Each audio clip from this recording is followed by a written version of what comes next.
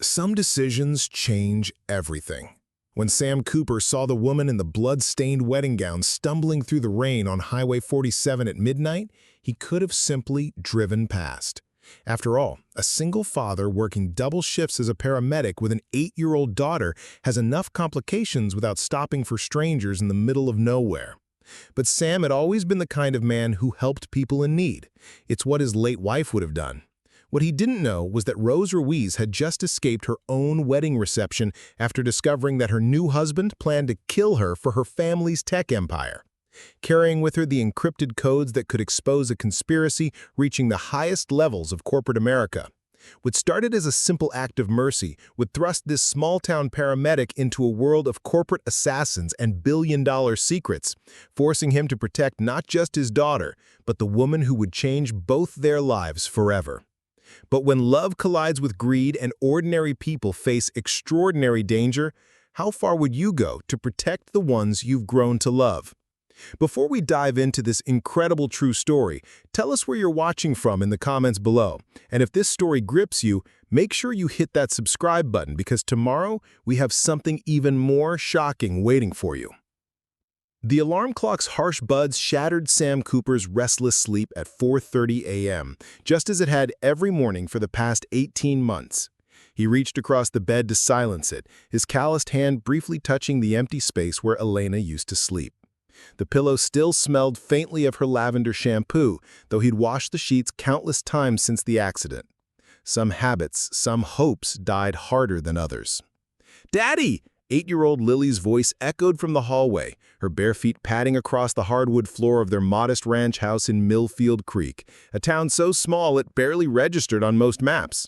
Nestled in the foothills of the Blue Ridge Mountains in Virginia, it was the kind of place where everyone knew everyone else's business, where the biggest excitement was usually the annual Harvest Festival, and where tragedy was shared by the entire community. "Morning, sunshine," Sam said, sitting up and opening his arms as Lily bounced into the room, her dark curls wild from sleep and her favorite stuffed dolphin, Mr. Squeaks, tucked under one arm. These quiet moments before the chaos of the day began were precious to him, just the two of them before the world demanded their attention and reminded him of everything he'd lost. "Can we have waffles today?" Lily asked, her bright green eyes, so much like Elena's, looking up at him with hope. "The kind with the smiley faces?" "How about Saturday? Today's a school day, and Daddy has to be at the station early." He kissed the top of her head, breathing in the scent of her strawberry shampoo. "But I'll make your favorite, cinnamon toast with the happy face. Deal?" Lily's face lit up with genuine joy. "Deal, but make sure the eyes are even this time. Last time, the toast looked confused." Sam laughed despite the tightness in his chest.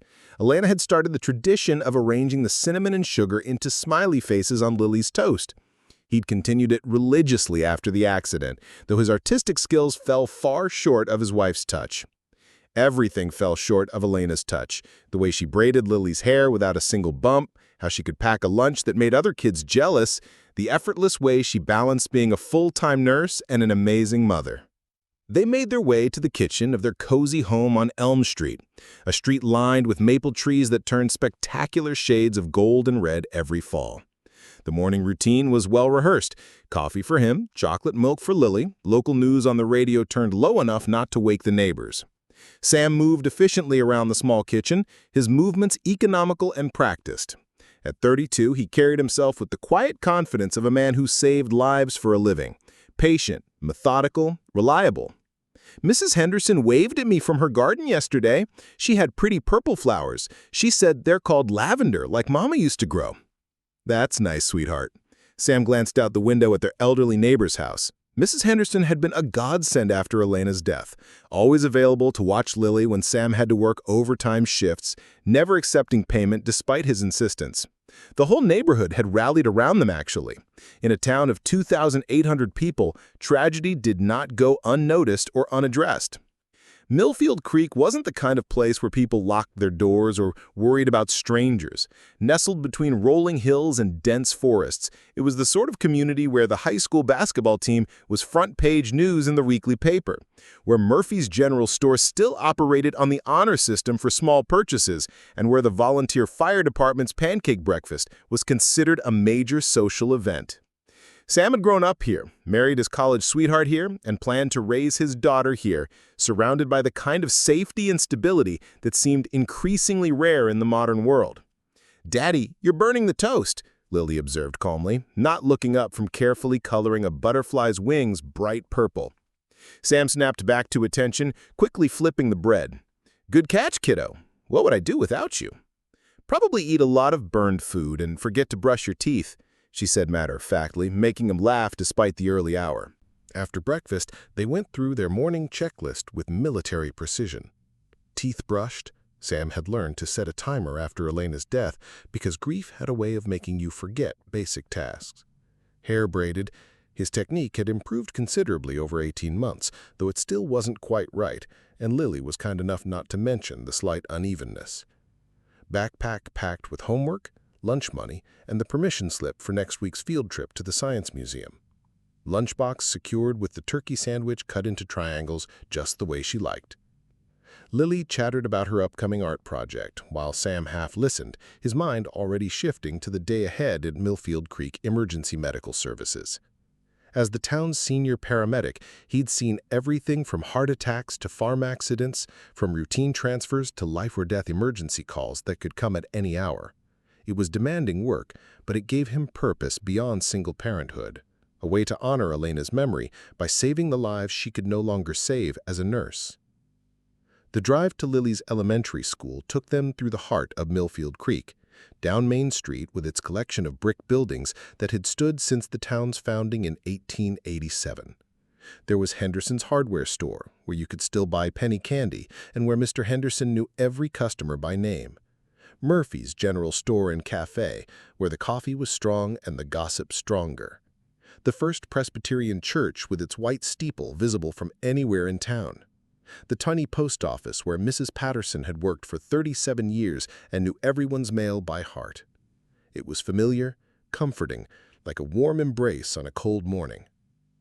"Have a good day, sweetheart," Sam said as Lily climbed out of his pickup truck at the school, a brick building that housed grades K through 8 and had educated 3 generations of Millfield Creek families.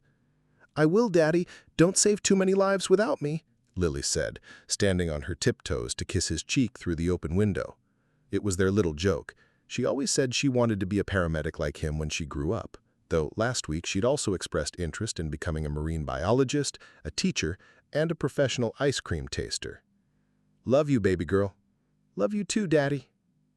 Sam watched until she disappeared through the school's front doors, then drove the 15 minutes to the EMS station, a modern building that served as headquarters for emergency medical services covering Millfield Creek and 3 surrounding townships. The job had been his father's before him. 3 generations of Cooper men had served their community in times of crisis, though Sam was the first to make it a full-time career rather than a volunteer position. As he pulled into the station parking lot, Sam had no way of knowing that in less than 12 hours, his carefully constructed world would be forever changed by a woman in a blood-stained wedding dress carrying secrets that powerful people would kill to protect. He had no way of knowing that his simple act of kindness on a deserted highway would drag him into a conspiracy that reached from Silicon Valley boardrooms to Washington, D.C., or that his biggest emergency of his career wouldn't involve a medical crisis, but a matter of life, death, and the courage to do what's right when everything you love hangs in the balance. Preparing and narrating this story took us a lot of time, so if you are enjoying it, subscribe to our channel. It means a lot to us. Now back to the story. The Millfield Creek EMS station hummed with quiet efficiency as Sam arrived for his shift. The building smelled of disinfectant, coffee, and the peculiar mixture of leather and medical supplies that had become as familiar to him as his own home. He flicked on the lights in the equipment bay and began his daily ritual of checking the ambulance. Oxygen levels, defibrillator batteries, medication inventory. Every piece of equipment could mean the difference between life and death when seconds counted. "Morning, Cooper," called Janet Morrison, the station's veteran dispatcher, as she settled behind her radio console with a steaming mug of coffee. At 58, Janet had been coordinating emergency responses longer than Sam had been alive, and her calm voice on the radio had guided him through more crises than he could count. Quiet night. Just old Pete Garrison's chest pains again. Turned out to be heartburn from Martha's chili. Sam chuckled, making notes on his equipment checklist. Third time this month. Maybe we should give Martha a medical advisory about her cooking. Don't you dare! That woman's chili won the county fair 5 years running. Janet's weathered face crinkled with amusement. Besides, Pete's lonely since Dorothy passed. These calls give him an excuse to see people. It was the kind of insight that made Janet invaluable. She understood that in small towns, emergency calls weren't always about medical emergencies. Sometimes they were about isolation, fear, or the basic human need for connection. Sam had learned to read between the lines during his 3 years as senior paramedic, to understand when someone needed medical attention and when they needed something deeper. His radio crackled to life. Unit 7, we have a welfare check at 1247 Oakwood Drive. Elderly resident hasn't been seen for 2 days. Neighbors are concerned. Sam grabbed his keys and medical bag. Unit 7 responding. The drive to Oakwood Drive took him through the newer section of Millfield Creek, where modest ranch homes sat on half-acre lots with well-maintained gardens and American flags on front porches. It was the kind of neighborhood where people still borrowed cups of sugar from each other, and where kids rode bikes without helmets because the biggest danger was a skinned knee. He found Mrs. Catherine Brennan, 84 years old, sitting on her kitchen floor, unable to get up after falling the previous evening. She wasn't seriously injured, just bruised and dehydrated, but she'd been too proud to call for help until her neighbor Mrs. Chen noticed her newspapers piling up. It was a common scenario, elderly residents maintaining their independence until a minor incident reminded everyone how fragile that independence could be. "I'm fine, young man," Mrs. Brennan insisted as Sam gently helped her to the couch and checked her vital signs. "Just a little tumble. Happens to everyone my age." "I'm sure it does, ma'am, but let's make sure everything's working the way it should." Sam's bedside manner was gentle but thorough, a skill Elena had helped him develop during their marriage. She'd taught him that healing wasn't just about medical intervention, it was about dignity, respect, and making people feel heard. After ensuring Mrs. Brennan was stable and arranging for her daughter to drive up from Richmond, Sam returned to the station to find his partner for the day, Tommy Rodriguez, a recent EMT graduate who approached every call with the enthusiasm of someone who hadn't seen enough tragedy to dim his optimism. "Cooper, Janet says we might get called to the interstate later. Multi-car accident drill with the state police." Tommy was 23, unmarried, and still viewed emergency medicine as an adventure rather than a calling born from loss. Sam envied that perspective, while also knowing it wouldn't last forever. "Let's hope it stays a drill," Sam replied, settling into the station's worn recliner with his own cup of coffee. The morning news played on the small television mounted in the corner, reporting on stock market fluctuations and political scandals that felt as distant from Millfield Creek as events on another planet. The rest of his shift followed the familiar rhythm of small-town emergency services. A construction worker with a deep cut that needed stitches, Sam cleaned and bandaged the wound while Tommy drove to the regional hospital 20 minutes away. A teenage girl having an anxiety attack during a chemistry test, Sam talked her through breathing exercises while quietly assessing whether this was situational stress or something requiring deeper intervention. An elderly man with chest pains that turned out to be legitimate. A heart attack that Sam caught early enough to make the difference between recovery and tragedy. Each call reinforced why Sam had chosen this work after Elena's death. As a nurse, she saved lives through careful monitoring and compassionate care. As a paramedic, he saved lives through quick thinking and emergency intervention. It was different work, but the same calling, the belief that everyone deserved a chance to go home to their families at the end of the day. At 3:15, Sam parked outside Lily's school, watching through the windshield as children poured through the front doors like water from a broken dam. Lily emerged near the middle of the pack, her backpack slung over one shoulder and her hair slightly messier than it had been that morning. She spotted his truck immediately and waved with the enthusiasm only 8-year-olds could muster. "Daddy, guess what happened in art class?" Lily climbed into the passenger seat, bubbling with excitement. Mrs. Patterson let us use the good paints, the ones with real gold in them, and I painted a picture of our house, but with a rainbow over it, because that's what Mama used to say would happen after storms." Sam's throat tightened with the familiar mixture of grief and gratitude that came whenever Lily mentioned Elena. "That sounds beautiful, sweetheart. Did you bring it home?" "It's still drying, but Mrs. Patterson said she might put it in the display case by the principal's office if I want. Can we stop at Murphy's? I want to tell Mr. Murphy about my painting, and you need milk for tomorrow's cereal." Murphy's General Store occupied the corner of Main and First Street, a building that had housed various businesses since 1923, but had been Murphy's for the past 15 years. Inside, the narrow aisles were stocked with everything from emergency groceries to fishing tackle, and the old wooden floors creaked with stories of 3 generations of shoppers. Mr. Murphy himself was behind the counter, a thin man in his 60s who knew every customer's usual purchases and never failed to ask about family members by name. "Lily Cooper, how's my favorite artist today?" Mr. Murphy's genuine smile reminded Sam why small towns mattered. Where else could an 8-year-old have a dozen surrogate grandparents who cared about her daily victories? "I painted our house with a rainbow, Mr. Murphy. Mrs. Patterson might put it up for everyone to see." "Well, that deserves celebration. How about one of those peppermint sticks you like?" As Lily chatted with Mr. Murphy about art and rainbows, Sam found himself studying the bulletin board near the counter. Community notices about church suppers, lost cats, babysitting services, and volunteer opportunities. It was the heartbeat of Millfield Creek, the place where neighbors connected with neighbors and where no one's problems went unnoticed for long.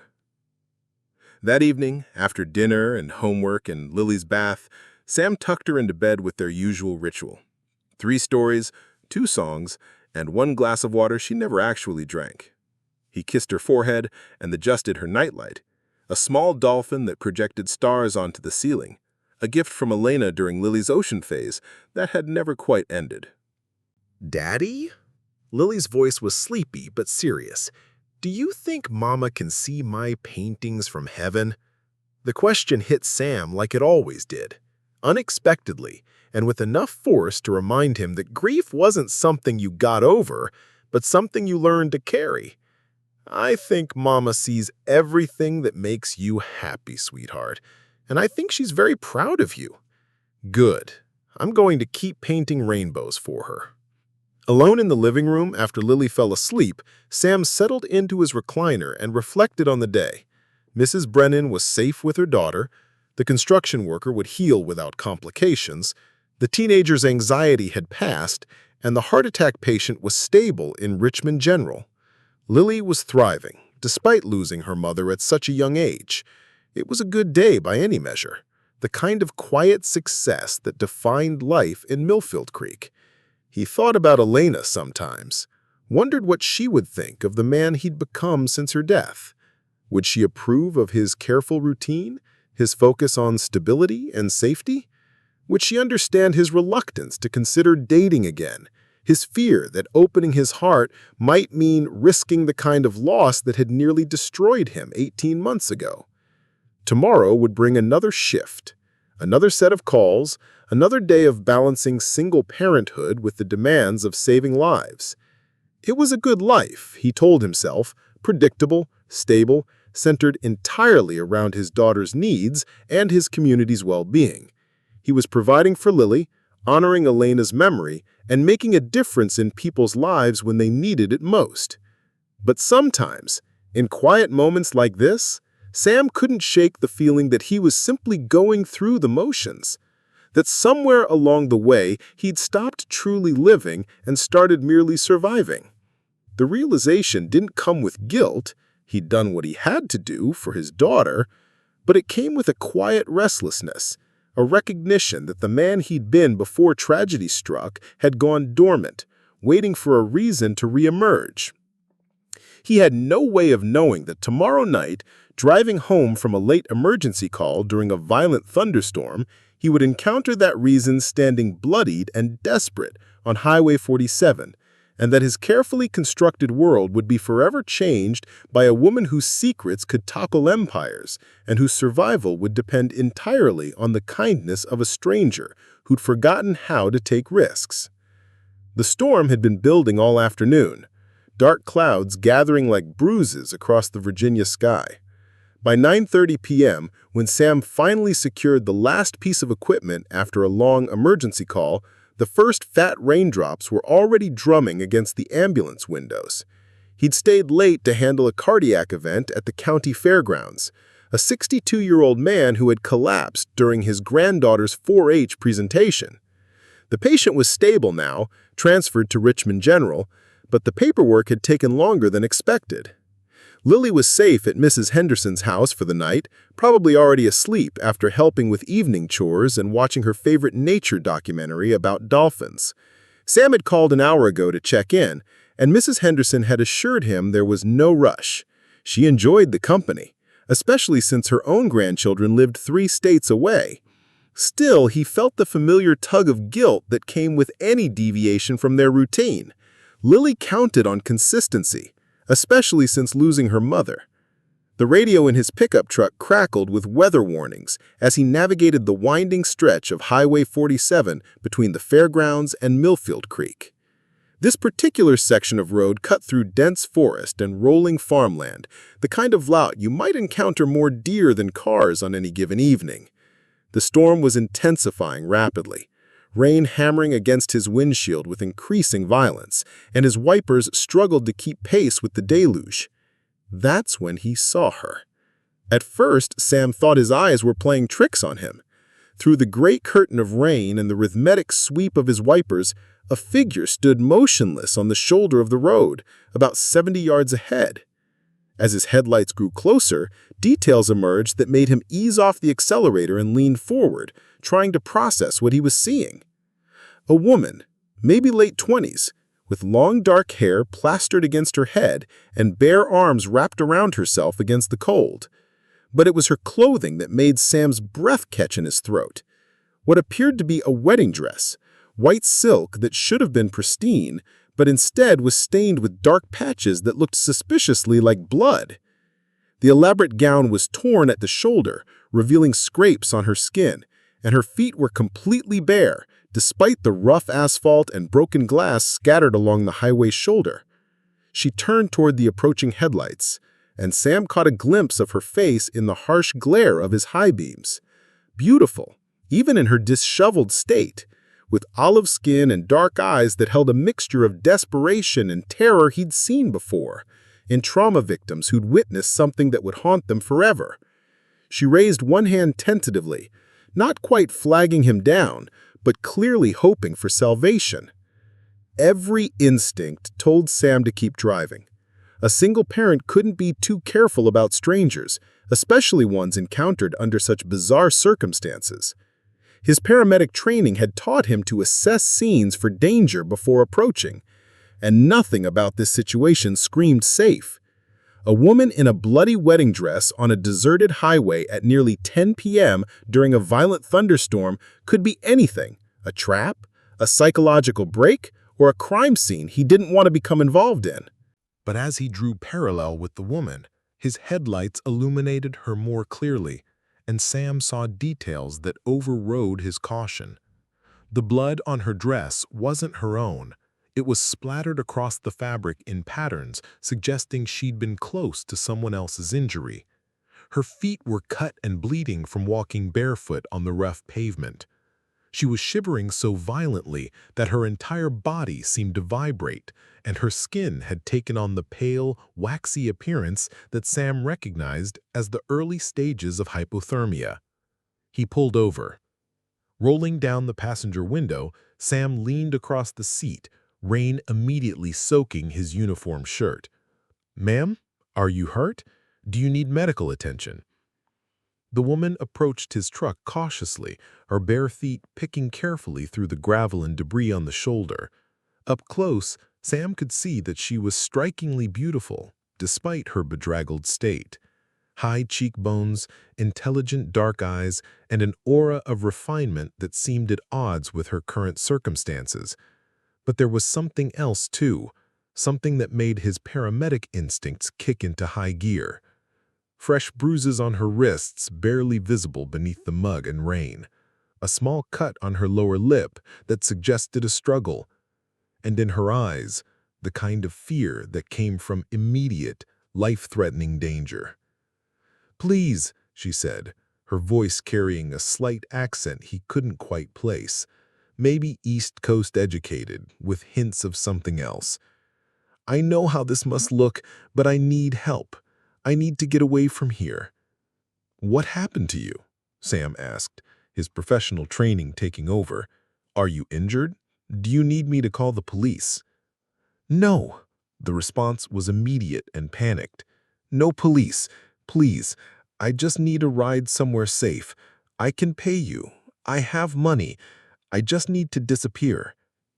Sam studied her face in the dim glow of his dashboard lights, looking for signs of deception, drugs, or mental instability. What he saw instead was genuine terror and exhaustion, the kind of bone-deep weariness that came from running on adrenaline for too long. The storm was getting worse by the minute, lightning now illuminating the forest around them in stark, intermittent flashes, and leaving anyone out in this weather would be unconscionable, regardless of the circumstances. "Get in," he said, unlocking the passenger door. "But I'm taking you to the hospital first. You're showing signs of hypothermia, and those cuts on your feet need attention." The woman climbed into the truck with obvious relief, water dripping from her elaborate gown onto his fabric seats. She was shivering so hard she could barely close the door, and Sam immediately cranked up the heat while reaching behind his seat for the emergency blanket he always carried. "Here," he said, wrapping the thermal blanket around her shoulders. "This will help with the shivering. I'm Sam Cooper. I'm a paramedic with Millfield Creek EMS." "Thank you," she managed through chattering teeth. "I'm Rose Ruiz, and I'm sorry for all of this. I know how this must look." As Sam put the truck in drive and pulled back onto the highway, he found himself stealing glances at his passenger. The wedding dress was clearly expensive, silk and French lace with intricate beadwork that caught the dashboard light. Her hair, even wet and disheveled, showed signs of professional styling from earlier in the day. Her hands, despite being dirty and scratched, bore the manicured nails and soft skin of someone unaccustomed to manual labor. Everything about Rose Ruiz spoke of wealth and privilege, which made her current situation all the more puzzling. "Can I ask what happened?" Sam said carefully, his voice gentle but professionally curious. "I mean, you don't have to tell me anything, but the blood on your dress, the injuries, I need to know if you require immediate medical attention." Rose was quiet for a long moment, staring out at the storm through the passenger window. When she finally spoke, her voice was flat and emotionless, as if she were reciting facts about someone else's life. "My wedding was today. This morning, actually. Seems like a lifetime ago. I discovered something during the reception. Something that made me realize I just married a man who planned to kill me before our honeymoon was over." The words hung in the air between them like electricity from the lightning outside. Sam felt his grip tighten on the steering wheel as he processed what she'd just told him. In his 3 years as a paramedic, he'd seen domestic violence, family disputes, and people running from dangerous situations. But something about Rose's tone, calm, matter-of-fact, and terrified, suggested this was beyond typical relationship violence. "Kill you?" he repeated, needing to hear it again to make sure he'd understood correctly. "My family owns Ruiz Technologies. We develop cybersecurity software for government contracts, financial institutions, and major corporations." Rose's voice grew stronger as she explained, as if focusing on facts helped her maintain control. "When my father died 6 months ago, I inherited controlling interest in the company. 47% of shares worth about $3 billion. Sam nearly drove off the road. $3 billion. He was talking to someone worth more money than existed in his entire county, possibly his entire region of Virginia.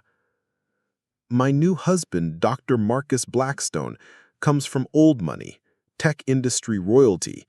Our marriage was supposed to merge two companies, create a cybersecurity empire worth over $8 billion.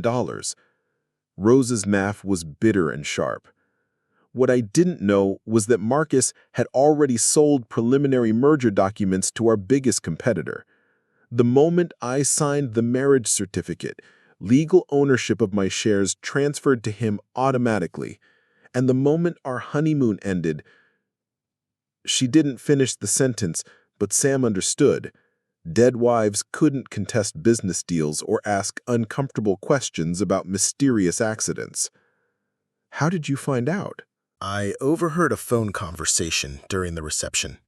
Marcus thought I was changing clothes, but I came back early and heard him talking to his business partner about timeline acceleration, about how the Ruiz problem would be resolved permanently during our trip to his family's estate in the Cayman Islands. Rose's voice cracked slightly. He was laughing about it, Sam, joking about how easy it would be to make it look like a swimming accident. They were approaching the outskirts of Millfield Creek now, the familiar streetlights beginning to appear through the storm. Sam needed to make a decision about where to take Rose. The regional hospital was 20 minutes away, but something about her situation suggested she needed more than medical attention. She needed sanctuary, time to think, protection from people with unlimited resources and no moral boundaries. "Rose," he said gently, "are you hurt? I mean, physically injured, beyond what I can see." She looked down at herself as if assessing her condition for the first time. "I don't think so. The blood isn't mine. It's from the security guard who tried to stop me from leaving. Marcus had stationed people at all the exits, but I managed to slip out through the kitchen. There was a struggle, and the guard fell. I don't know if he's—" Her voice trailed off. "And you've been walking ever since?" "Running, mostly. Through the woods, behind the country club, then along back roads. I've been moving for almost 6 hours." Rose looked at him directly, for the first time since getting in the truck. "I threw my phone away miles back. They can track everything. I don't have anywhere to go, anyone I can trust. Marcus has connections everywhere, resources I can't compete with." Sam felt a chill that had nothing to do with the storm. This wasn't just a domestic dispute or a financial disagreement. This was a woman whose life was in immediate danger from people with the money and influence to make her disappear permanently. And somehow, through chance or fate or simple bad timing, she'd become his responsibility. "Look," he said, making a decision that would change everything. "I live here in town with my 8-year-old daughter. It's not much, but you're welcome to stay the night, get cleaned up, figure out your next move. No strings attached, no questions asked beyond what you already told me." Rose turned to stare at him, surprise evident in her expression. "You would do that? For a complete stranger?" "Everyone needs help sometimes," Sam replied, echoing something Alana used to say. "Besides, I can't in good conscience drop you off somewhere in this storm, especially not with people looking for you." As they pulled into his driveway on Elm Street, Sam caught Rose scanning the neighborhood nervously, her eyes darting between shadows and parked cars, as if expecting to see threats everywhere. The paranoia was subtle but unmistakable, and it reinforced his growing understanding that this was far more serious than a simple case of wedding day regrets. But it was too late to turn back now. For better or worse, he'd chosen to help Rose Ruiz, and that choice would change everything about his quiet, predictable life in ways he couldn't possibly imagine. The next morning dawned crisp and clear, as if the previous night's violent storm had washed the world clean and left everything sharper, more defined. Sam woke to the unfamiliar but wonderful aroma of real coffee brewing and something else, bacon sizzling in his kitchen. He'd been surviving on instant coffee and microwave breakfast sandwiches for so long that the smell of an actual home-cooked meal seemed almost foreign, like a half-remembered dream from his life with Elena.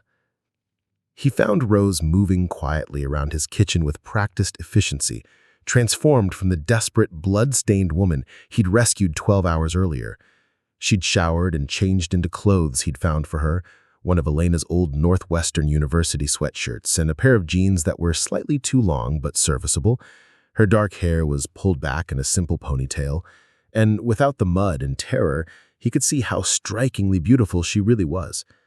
But more than that, there was an intelligence in her movements, a competence that suggested she was accustomed to solving problems and taking charge of situations. "Good morning," she said softly, not wanting to wake Lily, who was still asleep at Mrs. Henderson's house next door. "I hope you don't mind. I wanted to do something to thank you, and I haven't been able to cook for someone who actually wanted to eat my food in, well, longer than I care to admit." There was something wistful in her tone that suggested layers of meaning beneath the simple statement. Sam poured himself coffee from the pot, real coffee, strong and aromatic, and watched as she flipped bacon with the easy confidence of someone who'd learned to cook properly, not just survive on takeout and convenience foods. "You didn't have to do this," Sam began, but Rose held up her hand, silencing his protest. "Please, let me contribute something positive after dragging you into my nightmare.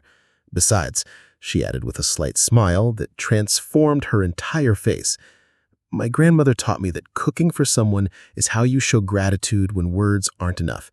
She used to say that feeding people was the most honest form of love."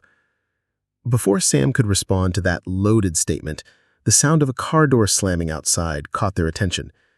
Through the kitchen window, he could see Mrs. Henderson's ancient Buick in the driveway, and moments later, Lily burst through the front door with her characteristic 8-year-old energy, chattering excitedly about helping make breakfast for the chickens and collecting eggs that were still warm. "Daddy, Mrs. Henderson let me feed Henrietta, and she laid an egg while I was watching, and—" Lily stopped abruptly when she spotted Rose at the stove, her young mind clearly processing this unexpected development. "Who's the lady?" "Lily, this is Rose," Sam said carefully, unsure how to explain the situation to an 8-year-old. "She's staying with us for a little while. She needed help." Rose studied Lily with a direct, unfiltered curiosity that only children possessed, taking in the expensive clothes, the careful way Rose moved, the fact that she was cooking breakfast in the kitchen at 7 a.m. "Are you a princess?" she asked with typical 8-year-old logic. "You look like you should be in a castle somewhere." Rose laughed, a genuine, delighted sound that seemed to surprise her as much as it did Sam. "Why would you think I'm a princess?" "Because you're really pretty, and you're wearing fancy clothes, and you have that look that princesses have in movies. Like, you're used to people doing things for you, but you're trying to do things for yourself now." Sam felt his cheeks burn with embarrassment at his daughter's blunt assessment, but Rose seemed charmed rather than offended. She knelt down to Lily's eye level, giving the child her full attention in a way that suggested she was genuinely interested in the answer. "You're very observant, Lily. I'm not a princess, but I did grow up in a world where people did a lot of things for me. That's part of why I'm here. I'm learning to take care of myself, and your daddy is helping me figure out how to do that safely." "Okay. Are you making pancakes? Daddy burns them when he tries to make fancy breakfast." "I'm making French toast, scrambled eggs with cheese, and bacon. I hope that's acceptable for a special Tuesday morning." "French toast on a school day?" Lily's eyes went wide with the kind of excitement only children could muster for such simple pleasures. "This is the best day ever!" As they settled around the kitchen table, the same table where Sam and Lily had shared countless quiet breakfasts since Elena's death, Sam found himself watching Rose interact with his daughter. She listened seriously to Lily's chatter about school projects and best friends, asked thoughtful questions about her teacher and her favorite subjects, and somehow managed to make an 8-year-old feel heard and important without talking down to her. "You're good with kids," Sam observed when Lily went to brush her teeth and gather her school things. "I've always wanted children," Rose said quietly, beginning to clear the breakfast dishes. "But my life, the world I come from, it wasn't set up for that kind of happiness. Everything was about business strategies and merger opportunities and maintaining the family legacy. Personal relationships were just another form of networking." Again, that hint of something deeper, sadder beneath the surface. Sam was beginning to understand that Rose's story was more complex than a simple case of discovering her husband's murderous intentions. This was someone who'd been living in a gilded cage, surrounded by wealth and privilege, but starved for genuine human connection. After dropping Lily at school, with Rose riding along, wearing oversized sunglasses and a baseball cap Sam didn't question, they returned to his house to talk seriously about her situation. Rose had been quiet during the drive, constantly checking the mirrors, scanning the streets with the paranoid attention of someone who expected danger around every corner. "We need to figure out your next move," Sam said, once they were safely inside with the curtains drawn and the doors locked. "You can't run forever, and hiding in Millfield Creek isn't a long-term solution." "I know, but you need to understand the scope of what we're dealing with. Marcus isn't just wealthy. He's connected to people who make problems disappear permanently. Government contracts, military suppliers, intelligence agencies. Ruiz Technologies has been developing cybersecurity protocols for some very powerful, very secretive organizations." "What kind of protocols?" "The kind that protect state secrets, financial networks, corporate espionage operations. When my father died, I inherited not just the company, but access to classified information that could destabilize governments if it fell into the wrong hands. Marcus married me to get control of that information, but he also married me to keep me quiet about it." "Jesus, Rose, do you realize what you're telling me? I'm telling you that the woman you rescued last night isn't just running from an abusive husband. I'm running from people who have unlimited resources, government connections, and absolutely no moral boundaries." She looked at me directly, her dark eyes serious and sad. "I'm telling you that by helping me, you've put yourself and Lily in danger from forces you can't possibly understand or fight." The weight of her words settled between them like a heavy blanket. Sam thought about his quiet life, his predictable routine, his carefully constructed world centered entirely around his daughter's safety and well-being. Everything he'd built since Elena's death was designed to minimize risk, avoid complications, maintain the kind of stability that single parenthood required. "There's something else," Rose continued, reaching into the designer purse that had somehow survived her desperate flight through the storm. "Something I haven't told you yet." She pulled out a small device that looked like an ordinary USB drive, but Sam could see from her careful handling of it that this was anything but ordinary. Before I ran, I downloaded everything. Financial records, client lists, classified project details, communication logs with government agencies. Everything that proves what Ruiz Technologies really does, what Marcus really planned, and who's been helping him. Rose held the device up to the light, as if she were holding a live grenade. This contains enough information to bring down not just Marcus and his partners, but several high-ranking officials in multiple government agencies. Sam stared at the USB drive as if it might explode in her hands. "You stole classified government files?" "I downloaded my own company's files from my own servers using my own access codes," Rose corrected. "Technically, it's not theft when you own the company, but the information on here..." She slipped the drive back into her purse. "Let's just say there are people in Washington who would consider this a matter of national security." "Why?" The question came out as barely a whisper. "Why would you take that risk?" Rose was quiet for a long moment, staring out his front window at the peaceful suburban street, where children would soon be riding bikes, and neighbors would be mowing lawns, and the biggest concern would be whether someone's dog had gotten loose again. "Because 3 weeks ago, I discovered that Marcus and his government contacts had been using Ruiz Technologies' security protocols to spy on American citizens. Not terrorists or foreign agents, ordinary people, journalists who investigate government corruption, activists who oppose certain policies, business leaders who compete with the wrong companies. Her voice grew stronger with conviction. They've been using my family's technology to destroy lives, and I couldn't let that continue. Sam felt his world shifting around him like tectonic plates realigning. This wasn't just about corporate greed or personal revenge. This was about justice, about standing up to corruption that reached the highest levels of government, about protecting the fundamental freedoms that people like Sam took for granted. "So what's the plan?" he asked, surprising himself with the question. "I mean, you can't just hide forever, and you can't fight people like that alone." "I've been thinking about that all night." Rose pulled out her phone, not the one she'd thrown away during her escape, but a different device she'd retrieved from a hidden safe in her father's old office. "There are journalists, investigative reporters who specialize in exposing government corruption, people who've built careers on protecting whistleblowers and getting stories like this into the public eye. That's incredibly dangerous."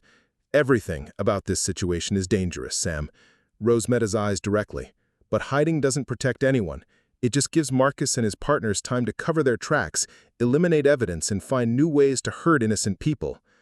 As they sat in his living room planning how to expose a conspiracy that reached from Silicon Valley to Washington, D.C., Sam realized that his quiet, predictable life was rapidly becoming anything but that.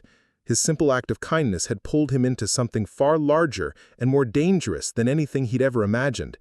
But looking at Rose, seeing the courage it had taken for her to flee everything she'd known, the determination to do the right thing, despite the personal cost, he knew he couldn't abandon her now. For the first time since Elena's death, Sam felt like he was part of something important, something that mattered beyond his own small world. The running was about to end. The real fight was about to begin. Later, after Lily had gone to bed following their usual ritual of stories and songs, Sam found Rose sitting on the back porch, staring up at the stars through the clear mountain air. She'd wrapped one of Elena's old cardigan sweaters around herself, a soft blue cashmere that had been his wife's favorite, and in the dim light, the resemblance was startling enough to make Sam's breath catch in his throat. "Beautiful night," she said without looking at him, her voice soft in the darkness. "Yeah." Sam settled into the chair beside her, noting how she automatically shifted slightly to give him more room. Even in her most relaxed moments, Rose was conscious of boundaries, careful not to presume too much or impose on the space he'd offered her. "Lily really is wonderful," Rose continued. "You've done an amazing job with her, Sam. I know it couldn't have been easy, raising her alone after losing Elena." "Some days I feel like I'm just making it up as I go along," Sam admitted, the confession coming easier in the darkness. "Elena was the one who knew about braids and balanced meals and all the things mothers are supposed to know. I'm just trying not to screw up too badly." "Mothers aren't born knowing those things," Rose said gently. "They learn through trial and error, just like fathers do. And Lily knows she's loved. That's the most important thing. Everything else is just details." They sat in comfortable silence for a while, listening to the peaceful sounds of small-town evening. A dog barking somewhere in the distance, the hum of air conditioners, and the rustle of leaves in the gentle breeze. Normal sounds, safe sounds, that created a cocoon of tranquility around the growing tension of their situation. "Any progress with your journalist contacts?" Sam asked eventually. Rose shook her head, frustration evident in her posture. "I've sent encrypted messages to 3 different investigative reporters who specialize in government corruption cases, but no responses yet. It's possible they think it's too dangerous, or that my story sounds too far-fetched to be credible." "What about going directly to the FBI? Surely there are agents who aren't connected to Marcus's network." "Maybe, but how do we know which ones? The files on my USB drive include communication logs with several federal agencies. Marcus has been cultivating relationships with people in law enforcement for years, specifically to protect against situations like this." Rose's laugh was bitter. "He's not just wealthy and connected, he's smart." He's been building this network of protection since before we even met." Sam wanted to argue, to insist that not everyone could be bought or intimidated, but the fear in Rose's voice stopped him. She understood the reach of organized corruption in ways he could barely comprehend, had lived in that world long enough to know how power really operated behind closed doors. "There's something I need to tell you," Rose said suddenly, her tone shifting to something more serious. "Something I discovered today while going through more of the files." Sam felt his stomach tighten. Over the past 3 days, he'd learned that Rose's revelations always came with complications that made their situation more dangerous. "What is it?" Rose turned to look at him directly, her dark eyes reflecting the porch light. "Marcus isn't just planning to kill me for the company shares. He's planning to frame me for treason first." The words hit Sam like a physical blow. "What do you mean?" "The classified information I downloaded, Marcus has been setting me up for months, creating a paper trail that makes it look like I've been selling government secrets to foreign competitors. If I turn up dead, it'll look like I was killed by foreign agents to silence a traitor, not by my own husband to steal my inheritance." Sam felt the world spin around him as the implications crashed over him in waves. "So even if you expose him, even if I expose everything, there's a good chance I'll be arrested as a national security threat before anyone believes my story. And anyone who helps me—" Rose's voice trailed off, but Sam understood the implication. "Anyone who helps you becomes an accessory to treason." "I'm sorry, Sam. I should have told you this sooner, but I was hoping I could figure out a way around it. Some way to expose Marcus without dragging you down with me." She reached for his hand, her fingers warm against his skin. Sam looked down at their joined hands, thinking about the choice he'd made 3 days ago when he'd seen a desperate woman on a dark highway. He could have driven past, could have minded his own business, could have protected the safe, predictable life he'd built for himself and his daughter. Instead, he'd chosen compassion, and that choice had led them here. "What if we don't run?" he said suddenly, the idea forming as he spoke. "What if we fight back?" Rose stared at him as if he'd suggested they fly to the moon. "Fight back?" "Sam, we're talking about people with unlimited resources and government connections. What could we possibly do against that kind of power?" "We could tell the truth, publicly, loudly, to as many people as possible before they can stop us." Sam's mind was racing now, the problem-solving skills that made him good at emergency medicine kicking into overdrive. "You said Marcus has been building his network for years, right? That means he's been careful, subtle, working in shadows. What happens when you drag everything into the light?" "They destroy the evidence and eliminate the witnesses." Not if the witnesses are too public to eliminate safely. Not if the evidence is already out there for everyone to see. Sam stood up, pacing the small porch as ideas crystallized. "You've been thinking about this like a business problem, trying to find the right channels, the proper authorities, but what if we treat it like an emergency?" Rose watched him pace, curiosity replacing some of the fear in her expression. "What do you mean?" "In emergency medicine, when someone's life is in immediate danger, you don't worry about proper procedures or chain of command. You do whatever it takes to save the patient, even if it's messy or unconventional." Sam stopped pacing and looked at her directly. "What if we bypass the journalists and the FBI entirely? What if we just publish everything ourselves?" "Publish it where?" "Everywhere. Social media, video platforms, every website and forum and news outlet that will listen.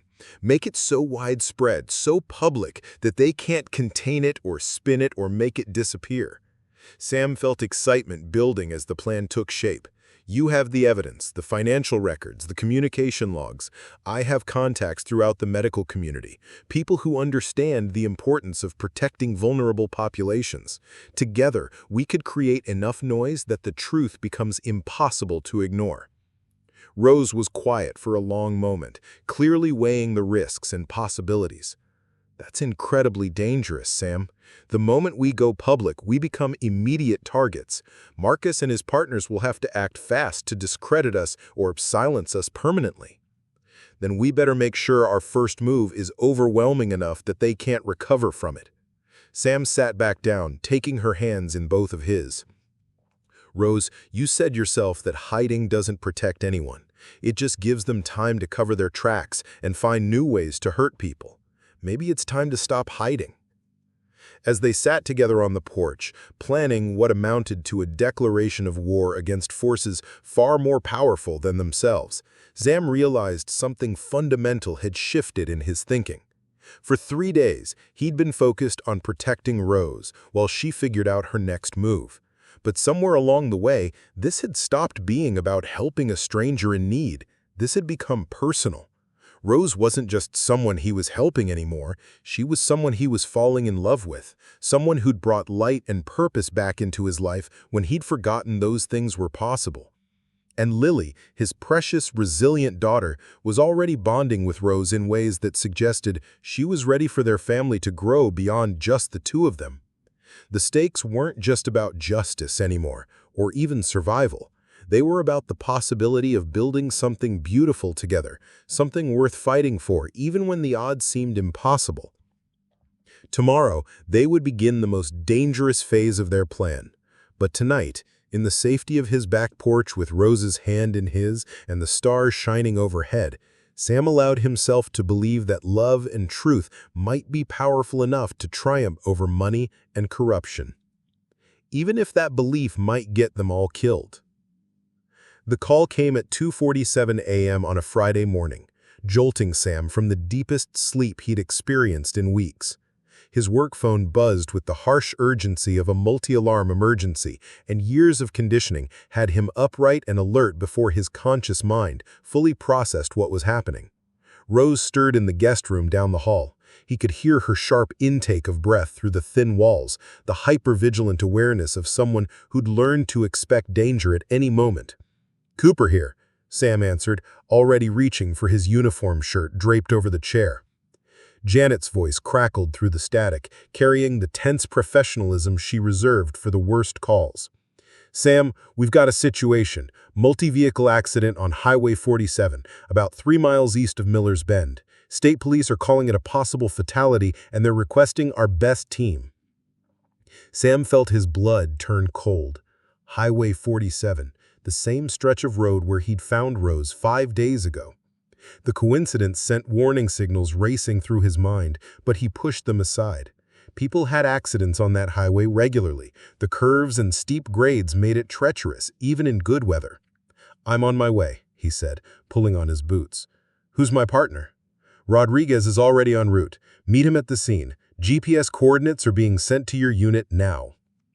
As Sam gathered his medical bag and headed for the door, he found Rose waiting in the hallway, fully dressed despite the early hour. Her dark hair was pulled back severely, and she'd changed from the comfortable clothes she'd been sleeping in to dark jeans and a black sweater that made her nearly invisible in the dim light. "You heard?" Sam asked, though her expression already provided the answer. "Highway 47, 3 miles east of Miller's Bend. That's exactly where Marcus would stage something to look like an accident. Rose, I have to go. This is my job, and people might be hurt. I know, but Sam, what if this isn't a coincidence? What if they've been watching us, waiting for an opportunity to get you alone on that highway? What if they've figured out a way to eliminate both problems at once, the paramedic who rescued me and the woman they're hunting?" Sam wanted to dismiss her fears as paranoia, but 5 days of learning about the scope of Marcus's resources and connections had taught him that Rose's instincts for danger were finely tuned and usually accurate. Still, he couldn't ignore an emergency call based on suspicion alone. "Stay here with Lily," he said, making a decision that felt both necessary and terrifying.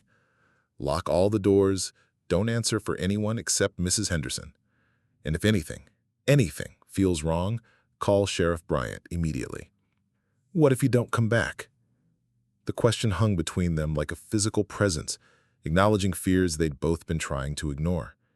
In the past 5 days, Sam had become Rose's lifeline to safety. and Rose had become something precious that Sam couldn't bear to lose, not when he was just beginning to understand what it meant to feel alive again. "Then you take Lily, and you run," Sam said quietly, pulling her close for a brief, fierce embrace. "You disappear, and you never look back." 20 minutes later, Sam's ambulance was speeding through the pre-dawn darkness toward coordinates that led him deeper into the mountain passes than he'd ever been called before. The accident site was reported to be on a particularly isolated stretch of highway, the kind of place where cell phone service was spotty and help could take hours to arrive. As he drove, Sam tried to ignore the growing sense that he was walking into a trap. He found Rodriguez's ambulance already at the scene, emergency lights painting the forest in red and blue strobes, but something was wrong with the picture.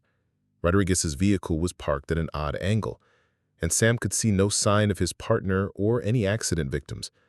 The accident scene appeared to be nothing more than empty highway surrounded by dense trees. Sam parked his ambulance and approached Rodriguez's vehicle cautiously, his medical training warring with survival instincts that were screaming danger. "Jesus, Tommy," Sam breathed, reaching to check his partner's pulse, just as a voice emerged from the darkness behind him. "Mr. Cooper, how good of you to join us." Sam spun around to find himself facing 3 men in expensive suits, their faces professionally impassive in the way that suggested extensive experience with violence. The man in the center was older, maybe 50, with silver hair and cold gray eyes that seemed to catalog Sam's every movement for future reference. "I'm Dr. William Ashford," the man said, conversationally, as if they were meeting at a dinner party rather than on a deserted highway at 3 a.m. "I represent certain interests that have been inconvenienced by your recent house guest." Sam's mind raced through possibilities and escape routes, but the positioning of Ashford's companions made it clear that running wasn't an option. These weren't thugs or hired muscle. They moved with the disciplined precision of military or intelligence operatives, people who eliminated problems efficiently and without emotion. "I don't know what you're talking about," Sam said, playing for time while his eyes scanned for weapons, cover, anything that might give him an advantage. "Mr. Cooper, please. We know Rose Ruiz has been staying in your home for the past 5 days. We know you've been helping her plan some misguided attempt to expose what she imagines to be a conspiracy, and we know that your continued involvement in this situation poses unacceptable risks to national security." The phrase national security hit Sam like a slap. These weren't just Marcus's hired killers. They were government agents, probably the same ones who'd been helping Marcus build his network of protection and corruption. "Rose was right," Sam said, understanding flooding through him. "This goes all the way to the top, doesn't it? You're not just protecting Marcus, you're part of it." Ashford smiled, and it was the most chilling expression Sam had ever seen. "Mr. Cooper, the relationship between private industry and government agencies is complex and nuanced in ways that small-town paramedics couldn't possibly understand. What matters is that certain projects require protection, and certain information must remain classified. Even if it means murdering innocent people, even if it means protecting the greater good from those who would compromise national security for personal gain." Ashford's tone remained conversational, matter-of-fact, as if he were discussing the weather. "Rose Ruiz has stolen classified information and is planning to share it with hostile foreign governments. You have been harboring a traitor, Mr. Cooper. That makes you complicit in treason." Sam felt the world shift around him as he recognized the trap Rose had warned him about. They weren't just planning to kill him, they were planning to frame him, to make his death look like the justified elimination of a national security threat. "Now, you're going to help us resolve this situation cleanly. You're going to return to your home, convince Miss Ruiz that it's safe to come with you to a secure location where she can turn over the stolen files, and then you're both going to disappear quietly." "And if I refuse?" Ashford nodded to one of his companions, who produced a small tablet computer and turned it towards Sam. On the screen was a live video feed of Sam's house, showing Rose pacing anxiously in his living room, while Lily slept peacefully in her bedroom, unaware of the danger surrounding her family. "Your daughter is very beautiful, Mr. Cooper. 8 years old, I believe, at Millfield Creek Elementary in Mrs. Patterson's third-grade class. She walks to school every morning at 7:45, takes the same route through downtown, stops at Murphy's General Store on Fridays to buy candy with her allowance." Ashford's tone remained pleasant, conversational, even as he described intimate details of Lily's routine. It would be tragic if something happened to such a bright, innocent child because her father made poor choices about the company he keeps. The threat to Lily hit Sam with the force of a physical blow. Rage and terror warring in his chest as he realized how thoroughly they'd been watched, how completely they'd been outmaneuvered. These people had been studying his family, learning their patterns, positioning themselves to strike at everything he held dear. "You bastards," Sam whispered, his hands clenching into fists despite the futility of physical resistance. "We're patriots, Mr. Cooper. We do what needs to be done to protect American interests, even when that requires difficult decisions." Ashford gestured towards Sam's ambulance. "Now, you're going to drive home, collect Miss Ruiz and the stolen files, and bring them to the coordinates we'll provide. You have 2 hours. If you're late, if you try to warn her, if you deviate from our instructions in any way, your daughter will become collateral damage in a national security operation." As Sam climbed back into his ambulance, his mind raced through possibilities and plans, searching for some way to save Rose and Lily without surrendering to people who would certainly kill them all, regardless of his cooperation. The USB drive Rose carried contained evidence that could expose years of corruption and illegal surveillance, but it was also the bait that had drawn these predators to his doorstep. Driving through the darkness toward home, Sam realized that the quiet, predictable life he'd built since Elena's death was over forever. Whether they survived the next few hours or not, nothing would ever be the same. The choice now was between dying as victims or fighting back as warriors, between accepting defeat or risking everything for the slim chance of justice. Rose had been right about one thing: hiding didn't protect anyone. It just delayed the inevitable confrontation until the enemy chose the time and place. But maybe, if they were smart and brave and lucky, they could turn that confrontation into something their opponents weren't prepared for. Maybe they could still find a way to win. Sam arrived home to find Rose waiting by the front window, her face pale with worry and her hands pressed against the glass as she watched for his headlights. The moment he pulled into the driveway, she was at the door, studying his expression with the keen intuition of someone who'd learned to read danger in the smallest details. "It was a trap," she said before he could speak, her voice flat with the certainty of someone who'd been expecting this moment. "I can see it in your face." Sam nodded grimly, glancing toward Lily's bedroom to make sure their conversation wouldn't wake her. "Government agents. They knew everything. Where you've been staying, our daily routines, Lily's school schedule. They have us under surveillance, Rose. Complete surveillance." "How much time do we have?" 2 hours to deliver you and the USB drive to coordinates they'll provide. If we're late, if we try to run..." Sam's voice caught as he thought about Ashford's threats against Lily. They made it very clear what happens to people who don't cooperate. Rose was quiet for a long moment, pacing the small living room with the restless energy of a caged predator. When she finally spoke, her voice carried a steel determination that Sam hadn't heard before. "No," she said simply. "We're not doing this their way. Rose, they have Lily's school schedule memorized. They know she stops at Murphy's for candy. They know Mrs. Patterson's classroom number. These aren't people making idle threats. Which is exactly why we can't trust them to honor any agreement we make." Rose stopped pacing and faced him directly. "Sam, if we give them what they want, we all die. Me for knowing too much, you for helping me, and Lily because she's a witness to our treason. That's how these operations work. They eliminate all loose ends." Sam felt the truth of her words like ice in his veins. He'd been hoping that cooperation might save his daughter, But Rose understood these people in ways he was only beginning to grasp.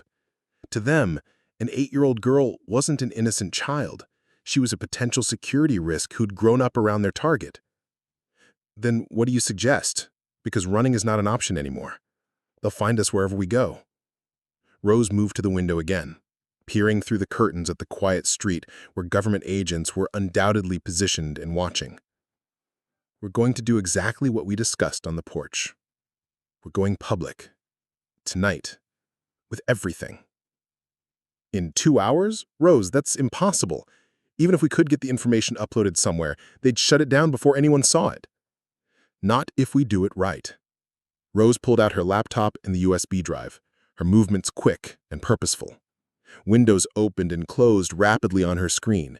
Encrypted communication channels, secure file-sharing networks, automated social media posting systems that he didn't even know existed. What are you doing? Creating a digital dead man switch. If something happens to me, if I can't input the proper codes by dawn tomorrow, everything gets released automatically to 200 different news outlets, government oversight committees, and public information platforms simultaneously. Financial records, communication logs, classified project details, evidence of illegal surveillance programs, all of it, documented and verified, impossible to suppress or discredit. But that doesn't solve our immediate problem. We still have to deal with Ashford and his team. Actually, it does solve our problem. Rose looked up from her laptop with something that might have been a smile. Because we're not just going to threaten to release the information, we're going to release it right now, live, in real time, while they watch.